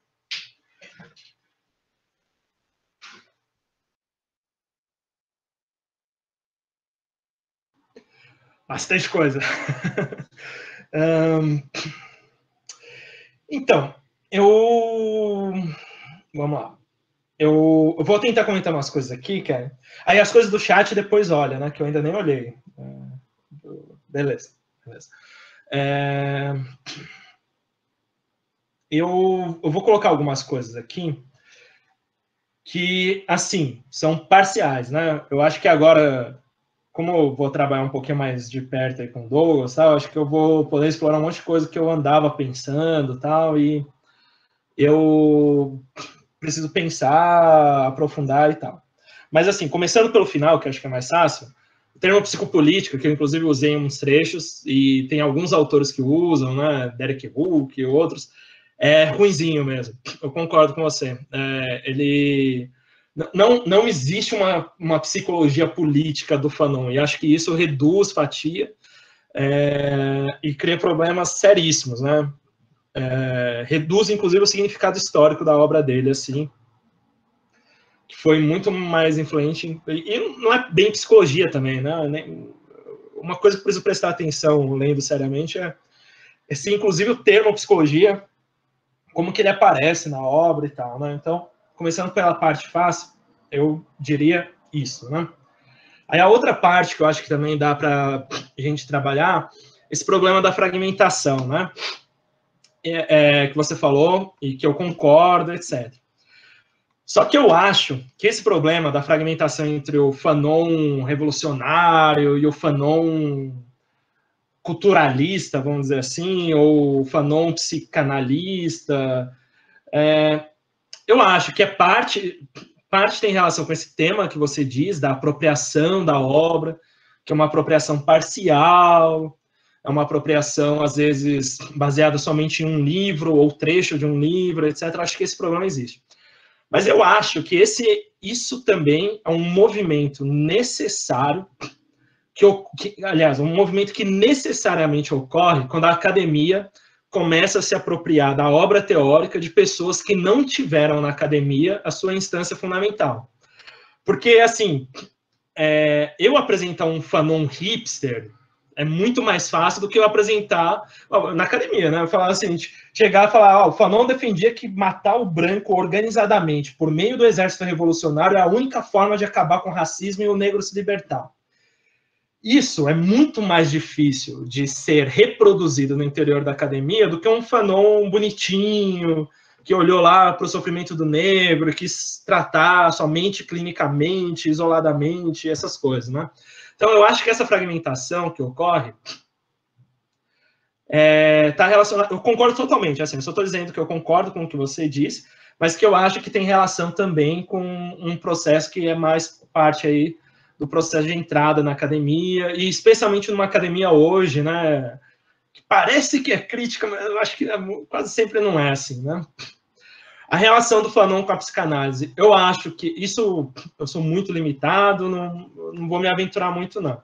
Só acho que a psicanálise que aparece na obra fanoniana não é tanto o Freud, às vezes, né? Acho que algumas ênfases aí que você colocou, né, essa coisa da necessidade da sociogênese e tal. Mas eu acho que esse movimento, né, vamos dizer, de introduzir mediações históricas nos complexos, né, e nos processos psíquicos, né, que a psicanálise traz, é um negócio assim, genial, que está na obra dele, e que aí transforma muita coisa na psicanálise, né, e que eu acho que é um veio de exploração muito interessante. Só que a zica é a seguinte, quem ousa explorar isso é normalmente quem lê o Fanon sem fazer relação com o Fanon revolucionário também, e aí entra nas disputas discursivas, puramente simbólicas, e o que tem marcado muito a teoria pós-colonial contemporânea, assim, eu sei que é meio tosco isso, talvez um monte de gente não gosta, mas eu acho que boa parte da teoria pós-colonial esvaziou o que tem de crítico de verdade no Fanon, assim, né?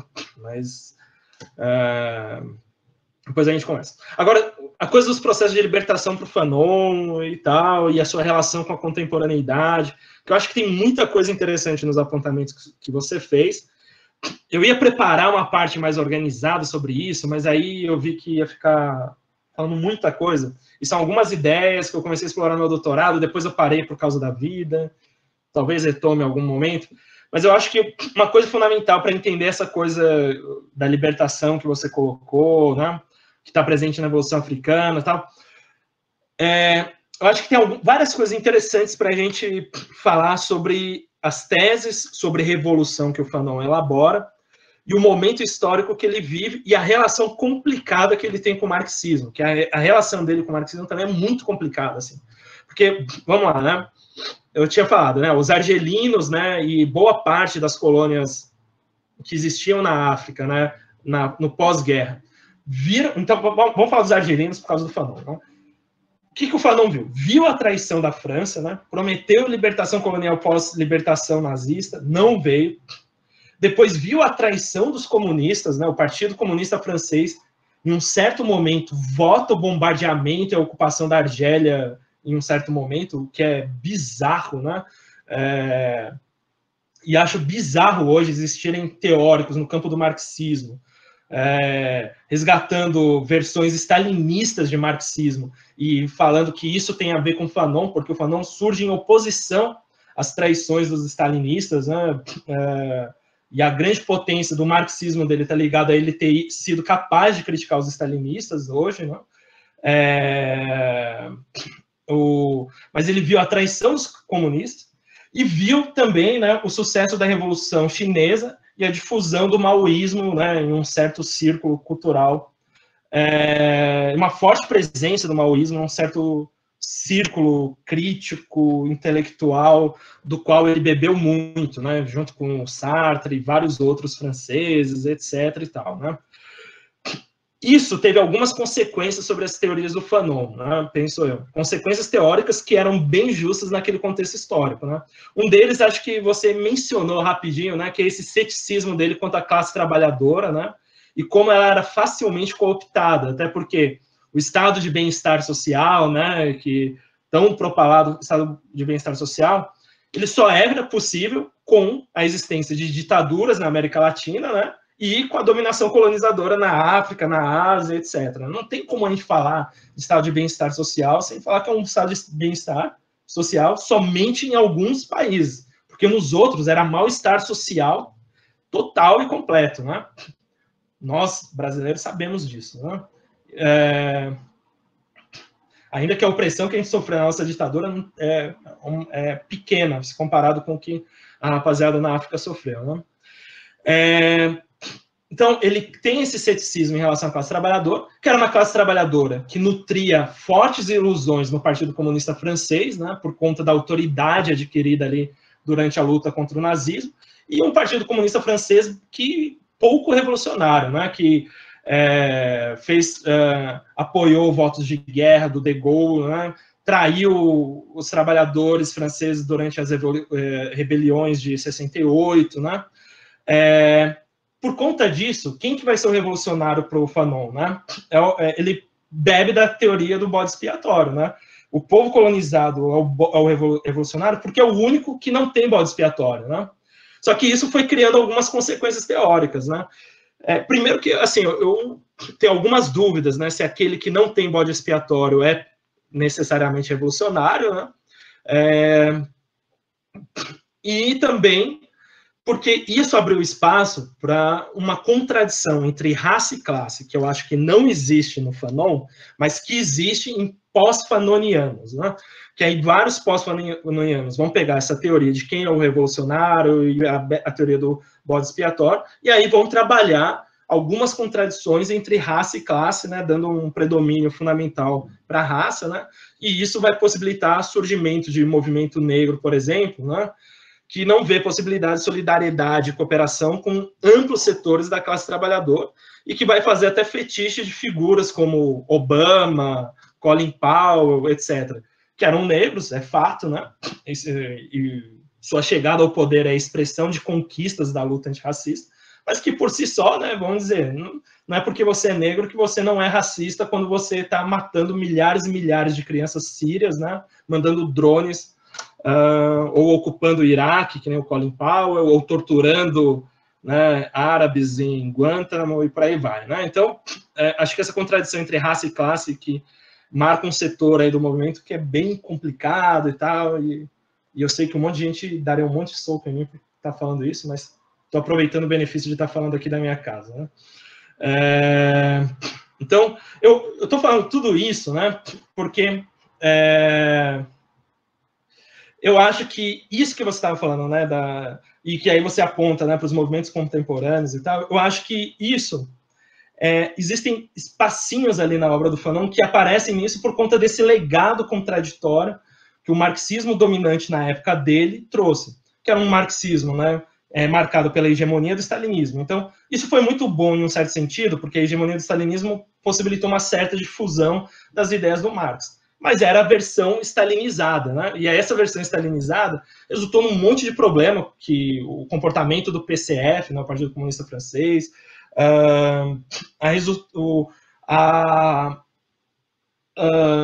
o desligamento, né?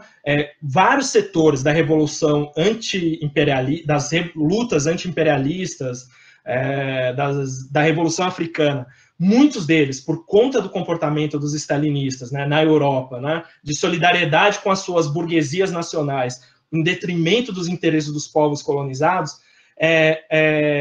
acabaram abandonando o marxismo e caindo num nacionalismo revolucionário, né, e eu acho que isso tem setores, de novo, né, que não sei se... pode ser que tenha no Fanon, eu não sei, eu não preciso explorar, tal, mas eu acho que, com certeza, tem setores da teoria anticolonial, tal, que caem num nacionalismo revolucionário, né? Vamos lembrar o seguinte, por exemplo, Sri Lanka, né? Quando tem toda a revolução deles lá, tal, eles falam assim, boa parte do nosso Estado boa parte da nossa economia é estatizada, então a gente já é socialista. Aí, República Socialista do Sri Lanka, o nome do Sri Lanka hoje, né? Hoje não sei, né? Hoje não, mas foi em um certo momento. Tipo, isso era um movimento anticolonial que bebe alguma coisa no marxismo, mas que vai se desligando do marxismo, né? E aí a classe vai desaparecendo em favor do povo, tal. Tem algumas coisas que vai transformando o marxismo nesse processo e que é parte desse legado contraditório do stalinismo e tal. E aí também vai criando cisões nas lutas antirracistas e anticlassistas e tal. Eu acho que hoje, contemporaneamente, falando um pouco, né, eu acho que hoje a situação dos movimentos é muito difícil, muito complexa. A gente vive um dos piores momentos históricos que acho que a humanidade podia estar vivendo, né? E está todo mundo desorganizado e tem muita rebelião acontecendo. Mas eu acho que o Vidas Negras Importam, que você citou, né? As coisas que estão acontecendo nos Estados Unidos, algumas delas, né? Eu acho que são coisas que... Eu acho que tem acontecido muita coisa que é justamente o que a gente via lá no Fanon, sobre essa libertação do negro, tá relacionado com a libertação da humanidade, né? E daí o estabelecimento de laços de solidariedade, cooperação entre classe e raça, né? Eu comecei a acompanhar um pouco algumas manifestações lá de Minneapolis, por questões políticas, aí, lá em Seattle e tal. Estava lendo coisas muito interessantes, né? Nos primeiros dias das manifestações lá, né? Após a morte do Floyd, né? Tipo, motoristas brancos de ônibus que se recusaram a transportar os presos negros, né, presos durante as manifestações antirracistas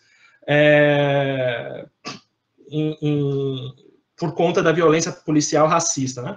Eu acho que esse é o melhor exemplo, né, de aliança entre classe e raça que a gente pode forjar e que acho que traz do melhor, assim...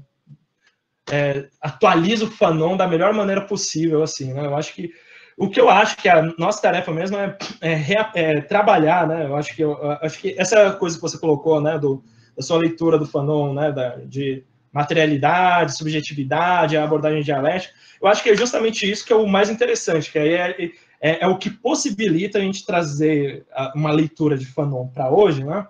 Que trabalha justamente sem romper, né, o Fanon clínico e o Fanon revolucionário, né, e que, de certa forma, é o que possibilita, né, em última instância, assim, o que eu estava falando no início, né, de um diálogo fértil entre, de um lado, marxismo e psicologia. Né.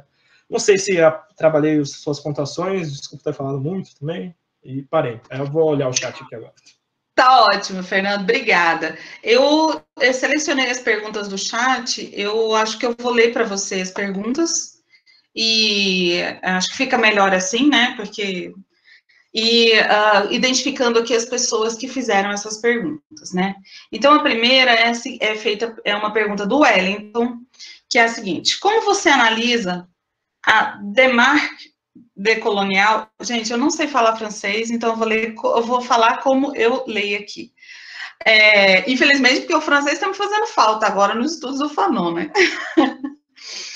Então, como você analisa a démarche colonial que, em linhas gerais, intenta subverter a ordem monolítica do mundo, do homem branco, europeu, culto, cristão, etc., através do prisma que apresenta outros modelos de apreensão e explicação do mundo que foram, de uma forma ou de outra, invisibilizados? É possível pensar a ideia de revolução enquanto horizonte de luta dos principais adeptos dessa corrente? Então, essa pergunta do Wellington. Como são 4 perguntas, eu vou fazer no bloco, aí você responde depois. Pergunta da Elisa Martins. Eu gostaria de saber qual a relação da arte com a psicologia crítica dentro da defesa de um posicionamento revolucionário. O Luciano Alvarenga encaminhou a seguinte pergunta. Agora a terceira pergunta. Tá? Luciano Alvarenga. Fernando, se puder falar um pouco sobre as perspectivas gnosiológicas e ontológicas na psicologia. Um abraço. E a quarta pergunta, do Antônio. Você pode falar mais da centralidade ontológica do discurso? Fiquei confuso com esse conceito. Obrigada. Tá com você, Fernando.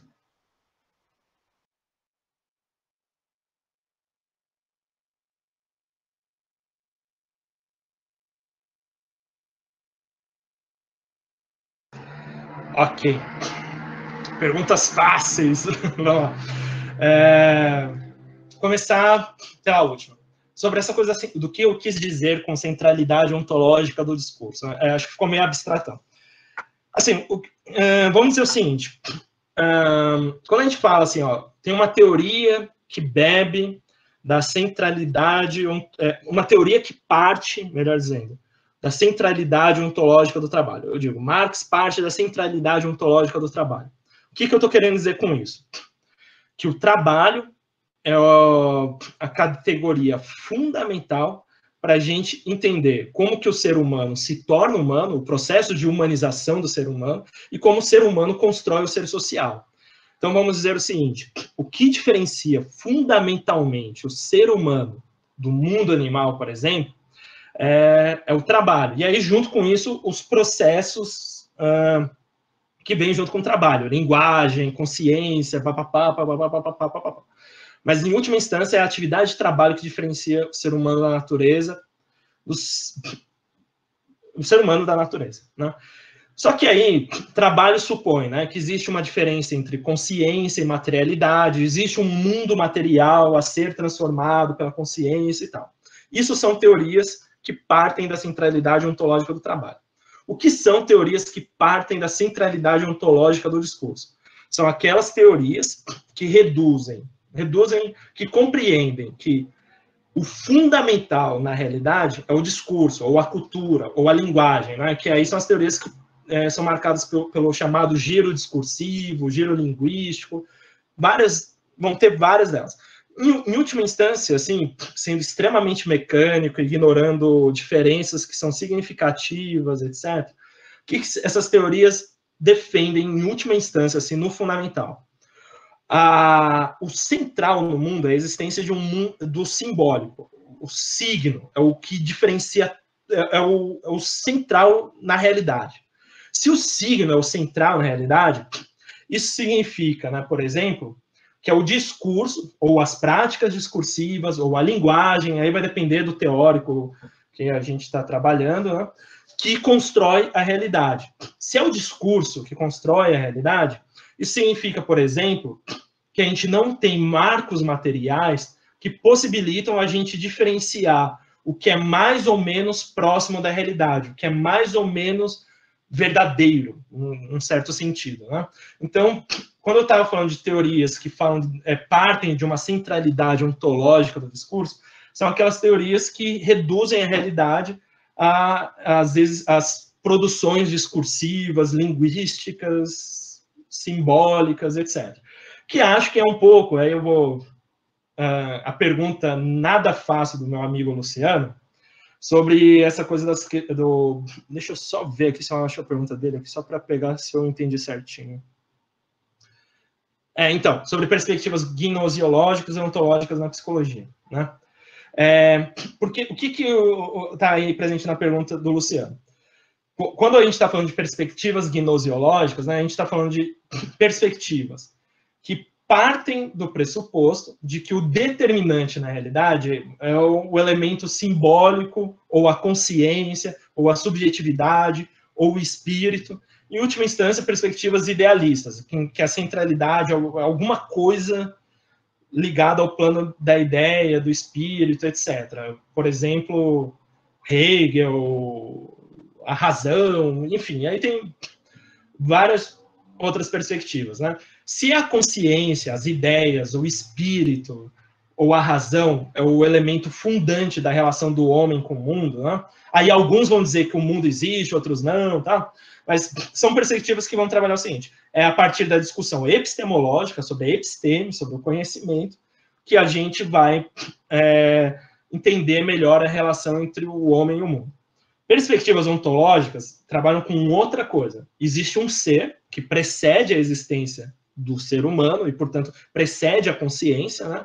E ao preceder a consciência, né, significa que existe uma diferença ontológica, uma diferença de ser, né, entre o que eu penso e o que existe. Existe o movimento da realidade, existe o movimento do pensamento, né? E o movimento da realidade é mais amplo que o movimento do pensamento, né? Nesse sentido, o movimento do pensamento é sempre de aproximação à realidade, né? Ele não é a mesma coisa que a realidade. E se o movimento do pensamento é sempre de aproximação da realidade, né? Isso a gente significa, né, que existem conhecimentos mais ou menos verdadeiros, etc. Só que aí alguns vão dizer que é mais histórico, outros não, por aí vai. Por que isso é importante? Eu acho que está relacionado com o tema da centralidade ontológica do discurso. Vejam o seguinte: se o que é determinante na realidade é o discurso, a nossa relação, a gente pode mudar a realidade mudando as nossas consciências, a forma como a gente fala da realidade, o que nós pensamos, etc. A subjetividade é o elemento regente no processo de mudança, certo? Esse é o principal problema daquela primeira vertente de psicologias críticas que eu coloquei, e que são todas elas, a partir do que o Luciano, nos termos que o Luciano colocou aí, são vertentes mais baseadas em perspectivas lógico-gnoseológicas, baseadas nessa centralidade da consciência, do espírito, da razão, etc. Né? E aí, a outra psicologia crítica que eu estou falando, ela está trabalhando, seria fundada um pouco mais em uma perspectiva mais ontológica, certo? Em que busca-se, né, entender a relação da subjetividade e objetividade, entendendo que a objetividade e subjetividade são ontologicamente distintas, ainda que interligadas, né? Ou não, tem teorias que falam que não, o que são teorias absolutamente equivocadas, como o positivismo, né? Mas, enfim, então, essas perspectivas vão dizer assim, olha, se ser e consciência não é a mesma coisa, e a consciência é constituída de acordo com o movimento do ser, se a gente quer mudar a consciência, a subjetividade, o espírito, a razão, a gente precisa transformar essa realidade na qual o indivíduo se constitui, né? Que perspectivas seriam ontológicas nesse sentido na psicologia, né? É uma pergunta muito difícil que o Luciano colocou. Eu não sei se tem essas perspectivas no âmbito de uma ciência particular. Porque a gente falar de uma ciência particular, a gente já está dizendo que fatiar a realidade num campo específico, parcelar, já é uma realização, uma operação lógico-gnoseológica que não existe na realidade.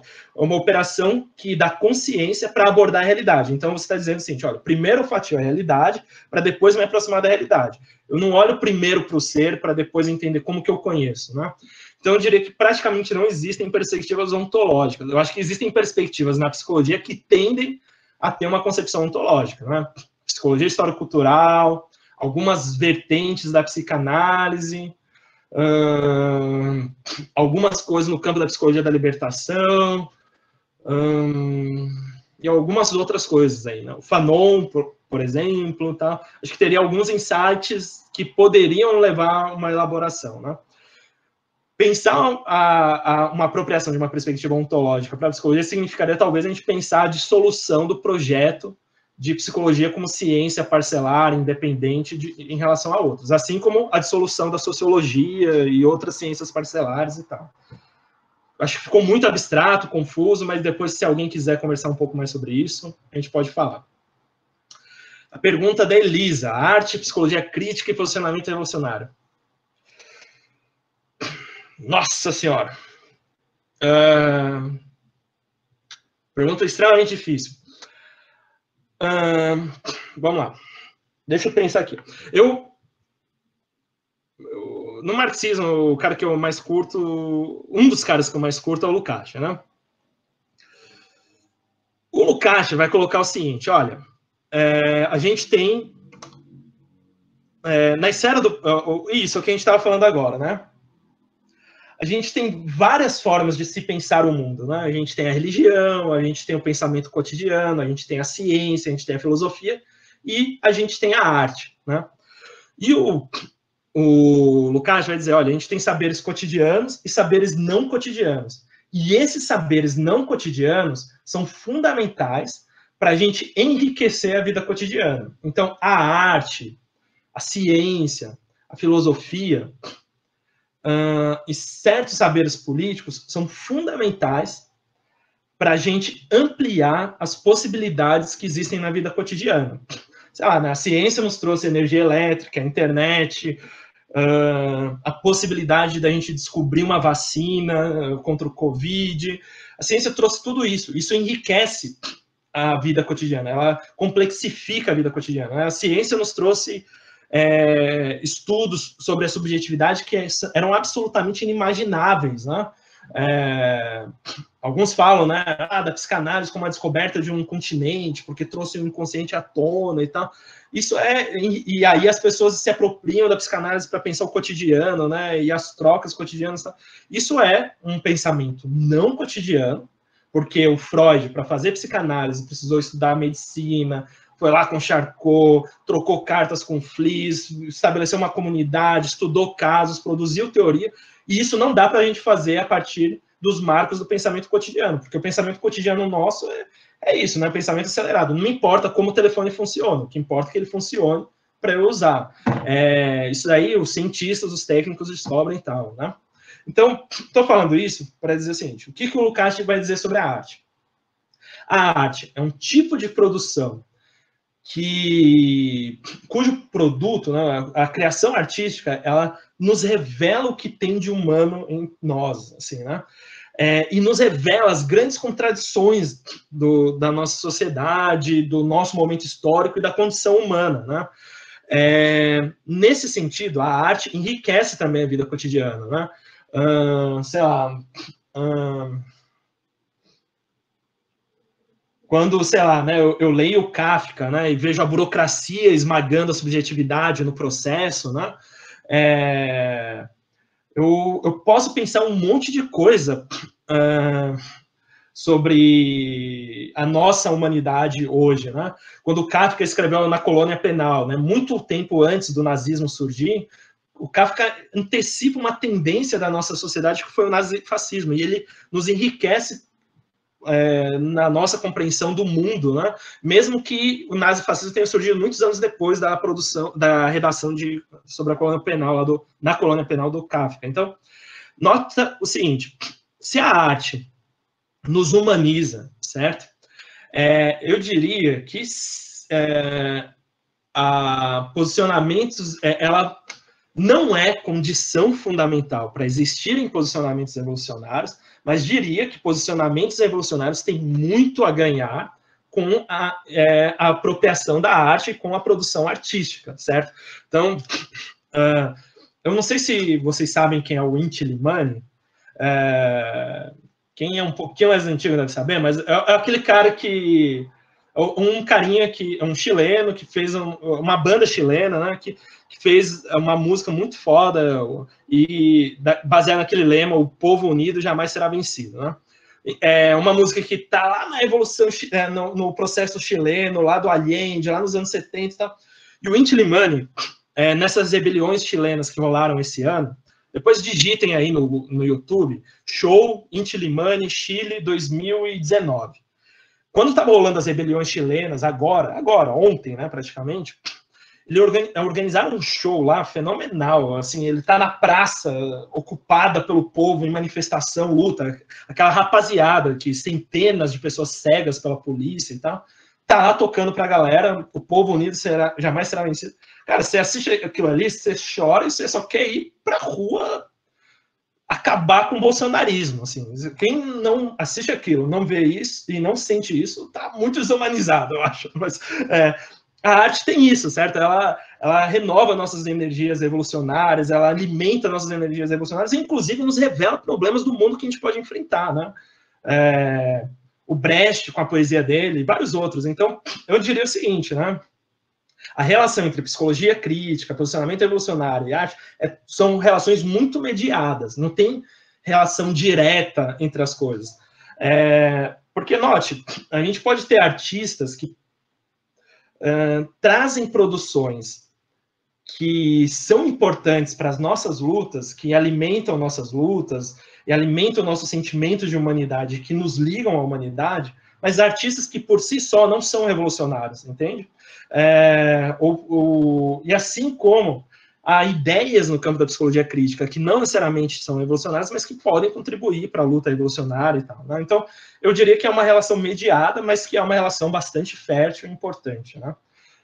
Mas eu não acho que eu vou fazer a revolução só fazendo arte, eu não acho que eu vou fazer a revolução só fazendo psicologia, né? Só vou fazer a revolução fazendo evolução. É luta política, desgastante, ruim, difícil e tal. E eu acho que isso é um pouco a genialidade do Fanon, certo? Por exemplo, se a gente for pensar, né, na libertação da consciência negra, envolve produções culturais que resgatam a cultura do negro, que vão contribuir para a superação daquele trauma cultural que o Fanon colocou, né? Note assim, se o que cria o trauma infantil na criança negra é a exposição aos valores e à dominação branca, uma exposição que é violenta, porque ela viola a subjetividade das crianças brancas, é óbvio, né, que produções artísticas negras, né, o resgate da cultura de negras e negros, da história de negras e negros, né, é parte da luta da superação desse trauma que o sujeito negro tá sujeito nessa sociedade. Agora, notem o seguinte, né? Isso só vai ser possível para o conjunto do povo negro com revolução, né? Antes da luta antirracista vencer em termos de massas, né? Isso vai ser absolutamente impossível de acontecer, né? Já falei bastante, né? A pergunta do Wellington. Wellington, pergunta muito difícil também. Eu diria o seguinte, ó, eu realmente não gosto do que o pensamento decolonial fala. Assim, ó, veja só, eu gosto de muita coisa do que uma galera do pensamento decolonial está falando agora, que eu acho que é muito interessante, e acho que é a coisa do resgate dos saberes invisibilizados, dos povos indígenas, originários, das comunidades quilombolas, da cultura do povo, da cultura africana, um monte de coisa, etc. É parte fundamental, né, para a gente produzir uma nova razão do mundo, vamos dizer assim, ou novas razões do mundo, etc. E tal. Mas eu acho que no pensamento decolonial contemporâneo há uma romantização profunda disso, assim, certo? Tipo, tem um pensamento produzido pelo branco e tem o pensamento dos povos invisibilizados, a gente tem que rejeitar isso aqui e correr para cá. Primeira coisa que é o seguinte, os indivíduos que defendem isso são indivíduos altamente letrados, que se apropriaram do melhor que a cultura do branco oferece, e aí nos marcos do debate do branco vai fazer essa aproximação romântica aos povos invisibilizados e seus saberes, assim, né? E vamos pensar que se o Fanon adotasse essa postura, ele não teria se apropriado da psicanálise, certo? Vamos lembrar, né? O Freud era bem branquinho, assim, né? Nem do Marx, que também era bem branquinho e bem ocidental, né? E eu acho que esse tipo de oposição não vai nos ajudar como no processo de lutas anti-imperialistas contra o colonialismo europeu, contra os saberes dominantes, que eu acho que é uma luta importante, que é parte da luta ideológica, né? É importante isso. Agora, é importante, não, é central, inclusive, do processo de transformação. Se a gente lembrar, que nem o Gramsci faz, né, de que evolução é transformação das condições materiais, mas envolve a disputa por hegemonia, a gente está falando que isso é central, né? Só que o Gramsci, ele falava o seguinte, ó, vamos pegar, transformar o senso comum em bom senso, né? Então, o que ele está dizendo? Vamos pegar o que tem de melhor que a humanidade produziu, vamos nos apropriar do patrimônio histórico acumulado pelo gênero humano e utilizar isso em favor da luta dos oprimidos, da luta dos explorados e produzir um novo tipo de saber nesse processo, né? quando tem essa oposição entre o saber do homem branco, etc., e os saberes dos povos invisibilizados, parece que a disputa de dominação se dá num âmbito puramente epistemológico. E não é parte de uma luta material. A gente só vai conseguir dar visibilidade para os saberes dos povos originários na medida em que os povos originários se engajarem em lutas, junto, em unidade, aliança, cooperação com todos os outros explorados e oprimidos, contra esse inimigo que está dizimando a humanidade hoje, que é o capital, né? E que está dizimando, inclusive, parcelas expressivas da classe trabalhadora branca, por exemplo, né? Que se não souber dialogar com negras e negros, LGBTs, mulheres, etc., vai continuar morrendo que nem um monte de bolsonarista, infelizmente, cooptado por esse discurso anti-establishment, caiu, né? Então, eu diria que essa demarquê aí que você colocou aí, também não falo francês, não sei se eu falei certo, mas eu não acho que o horizonte dela é a evolução, assim, né? Eu acho que... E também pode resultar na romantização de práticas opressivas, sexistas, racistas, que existem também entre povos que foram historicamente invisibilizados, né? Vamos lembrar que vários agrupamentos, povos invisibilizados, né, partem da inferioridade feminina, né, natural da mulher, e ela merece sofrer várias torturas, por exemplo, porque é o âmbito da corrupção, etc. E tal. Então, né, tipo, não é porque foi invisibilizado que é emancipador, ainda que certamente é oprimido, né, o que é diferente, né. Assim, como eu já falei 20 minutos aqui, eu vou parar, porque a gente tinha falado 9, já ultrapassei o teto aqui. Desculpa aí falar demais, gente. Que isso, Fernando, obrigada. Tem uma última pergunta aqui, aí você, não sei o quão cansado você está, que é a pergunta do Éricles, que de certa forma você já respondeu, né, um pouco, que é você falar mais sobre as leituras pós-colonialistas que fazem de Fanon, isso, e apontar problemas nelas, né? Enfim.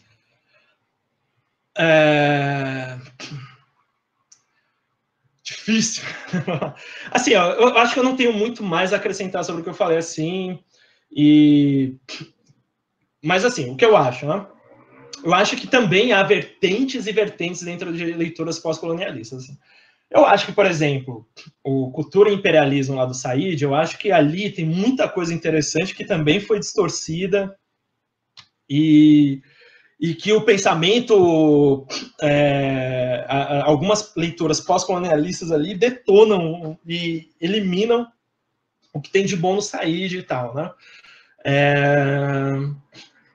Mas eu diria o seguinte, o grande problema dessas leituras é de tentar colocar o Fanon nos marcos olha, mais ou menos nos marcos gerais, nos fundamentos gerais daquela psicologia crítica mais pós-moderna, pós-estruturalista que eu coloquei no início, certo? É uma tendência a transformar o Fanon num sujeito que, vamos dizer o seguinte, né? A psicologia, as teses do Fanon em teses em que, tipo, olha, o Fanon falava do sujeito branco colonizador muito específico, né? Ele não estava falando de qualquer... Ele estava falando do europeu, colonialista, imperialista. Ele estava analisando o sistema imperialista mundial num período histórico, né? A psicanálise que ele critica e tal, uma psicanálise europeia, branca, etc. Ele não está falando assim, olha, eu estou rejeitando aqui a psicanálise dominante em geral. Ele está falando assim, olha, eu estou rejeitando essa psicanálise que universalizou a experiência do homem branco europeu como se fosse a mesma experiência para a experiência que nós, negros colonizados, estamos vivendo, né? Então, eu acho que a leitura pós-colonial fala assim, o Fanon é bom para a gente combater os saberes dominantes. Mas que caraca de saberes dominantes são esses? São os saberes do branco europeu, colonizador, etc. E sempre universal abstrato. Sempre essas leituras pós-coloniais vão trabalhando com universais abstratos e não vão trabalhando as contradições reais, materiais, de classe, raça, gênero, que a gente vai enfrentando no movimento, assim, né? Também fala assim, o Fanon é contra os processos de dominação, né? E por isso combate toda a violência, a gente precisa pensar aí na reformulação, aí de novo, né? ele combatia processo de dominação, é fácil, só que um processo de dominação específico e tinha tática, tinha estratégia específica, né? O que a Kellen estava falando sobre o texto dele sobre a Revolução Africana não é só um debate sobre como mudar o mundo em geral. Ele está falando o seguinte, olha, como é que a gente vai fazer a evolução agora, nessa quadra histórica aqui, né? É isso que ele está discutindo. E aí tem elementos daquele texto que são muito historicamente datados, mas tem elementos com os quais a gente pode aprender, né? Que eu acho que foi um pouco do diálogo, da contribuição, da intervenção da Kellen aqui nesse debate e tal, né? Também a coisa de transformar a transformação, a forma como o Fanon concebia mudança social, transformação, que era basicamente revolução, em uma mudança social abstrata também. Eu acho que isso é o principal problema. Então, quando a gente consegue fazer um sujeito mudar o olhar dele sobre os povos dominados, a gente já está fazendo evolução. Tá nada, gente. Enquanto a gente está fazendo isso aí é tipo secar pia com a torneira aberta, né? Enquanto a gente está fazendo isso a mídia burguesa está causando trauma aí em 1 milhão de pessoas pelos meios dela, né? Então, se a gente quer, né, libertar o povo negro, é fundamental o trabalho do psiquismo, é fundamental a terapia, certo? É fundamental a clínica, é fundamental resgatar a cultura, tudo é fundamental. Só que se a gente não quebra o sistema do branco, né, não tem como. Se a gente não quebra o sistema capitalista, não tem como. E o Fanon tinha muito explícito isso. Se a gente não faz a porra da evolução, a gente não vai conseguir mudança social. E sinceramente, eu acho que algumas leituras de leitura pós-colonial é isso, é um Fanon hipster, parece um carinha de cachecol tomando um chá, comendo queijo francês, sei lá, que se incomoda quando a sujeira da realidade aparece, né? Porque tem um teórico, infelizmente, tem muita coisa boa sobre o Fanon, que infelizmente está em inglês, assim, né? Mas tem um cara da Somália, ele chama Bullion, assim, deixa eu ver se eu acho aqui algumas coisas que ele falou, ele tem um trecho, assim, que eu acho que é fundamental e que é um pouco o espírito do que eu estou tentando falar aqui. Mas, sim, ele vai falar, olha, se a gente, no livro dele, o livro dele se chama Psicologia da Opressão, né? E aí ele vai fazer um resgate do Fanon e tal, e ele vai, tipo, por exemplo, enfrentar a crítica que a Hannah Arendt faz da violência revolucionária, a partir do Fanon, né? Ele vai dizer o seguinte, se a gente quer entender Fanon, a gente precisa entender o seguinte, descolonização subjetiva é impossível sem descolonização social, porque essa atividade política de transformar o mundo, né, ela é suja mesmo, ela é dura, traz consequências negativas, ela é marcada por erros, não só por acertos, não é essa coisa bonitinha, que a academia, acertadinha, formatada, que a academia quer, mas ela a gente tem que adotar ela porque é a única alternativa que a gente tem para construir novos homens, novas mulheres, que descobriram novas possibilidades para si, e que podem construir um novo mundo marcado por solidariedade, cooperação e igualdade. E o Fanon vai dizer, olha, e se não tiver a insurgência necessária para ir, se não tiver a insurgência nisso daí, vai ser impossível o oprimido se libertar. Porque o que a insurgência faz, né? A insurgência traz autoafirmação do sujeito oprimido, ele descobre as suas próprias forças, né? Quando a gente está na atividade insurgente, a gente descobre o que a gente é capaz de fazer, que é muito diferente do que a gente, coletivamente, né? O que é muito diferente do que a gente pode fazer individualmente, né? Na atividade insurgente também que a gente pode produzir uma nova identidade social, né? Que eu, cooperando com meu irmão aqui de luta, né, de trincheira, eu descubro que ele não é o meu rival que está tirando o meu emprego, né? Eu descubro que ele é alguém que me torna mais forte quando eu caminho junto com ele, né? A atividade insurgente, ela revitaliza e faz a gente descobrir nossas energias criativas, né? Por isso que, muitas vezes, processos revolucionários resultam em explosões artísticas muito interessantes, né? Resultam em criações no campo da educação, da ciência, jamais imaginadas antes, né? O empoderamento de coletividades, acúmulo de força para novas batalhas, né? E aí esse cara da Somália, o Bullion, né? Ele fala o seguinte, olha, por que aqui, quando a gente está falando da violência revolucionária, né, por exemplo, né, e que é o que está falando de revolução, que é violência organizada, né? Não é simplesmente uma violência arbitrária, por necessidades pessoais, né? É uma violência com tática, estratégia, que exige organização e, portanto, exige cooperação. Então, é ligado a um processo de tentar se humanizar, né? E que só é necessária porque o opressor me esmaga violentamente, né? Esse Bullian fala o seguinte, olha, por que o Fanon falou tanto da violência, né? Ele fala o seguinte, olha, um ato de violência contra o opressor, uma ação contra esse mundo de proibições, desmistifica o poder do opressor, desintoxica todas as acumulações negativas da opressão, restaura a autoconfiança e promove coesão social entre os oprimidos. Eu não acho que essa é a preocupação das teorias pós-coloniais, essa seria a minha principal crítica, e aí fecho com isso. E obrigado, valeu, gente, pela paciência, pelas perguntas. Fernando, nós que agradecemos a sua presença, muito obrigada pela sua disponibilidade, obrigada a todos os participantes, tá? Parabéns pela sua exposição. Nós, como o grupo de estudos, a gente só teve a ganhar com a sua exposição e com o diálogo que a gente conseguiu estabelecer com você. Eu espero que a gente possa continuar em outras oportunidades essa discussão que a gente começou aqui, né? Sim. E agora só um informe para todos, essa exposição, a discussão, o debate estará disponível no YouTube, eu vou encaminhar para todos vocês, bem como o certificado, vocês devem receber até o final da semana, certo? Então, boa noite a todos, boa noite, Fernando, obrigada. Boa noite, obrigadão, gente, um abração em vocês, quem quiser conversar depois, a gente conversa. Tchau, tchau. Abraço, obrigada, tchau. E desculpa o atraso de novo, né? Tchau, tchau. Boa noite. Que isso,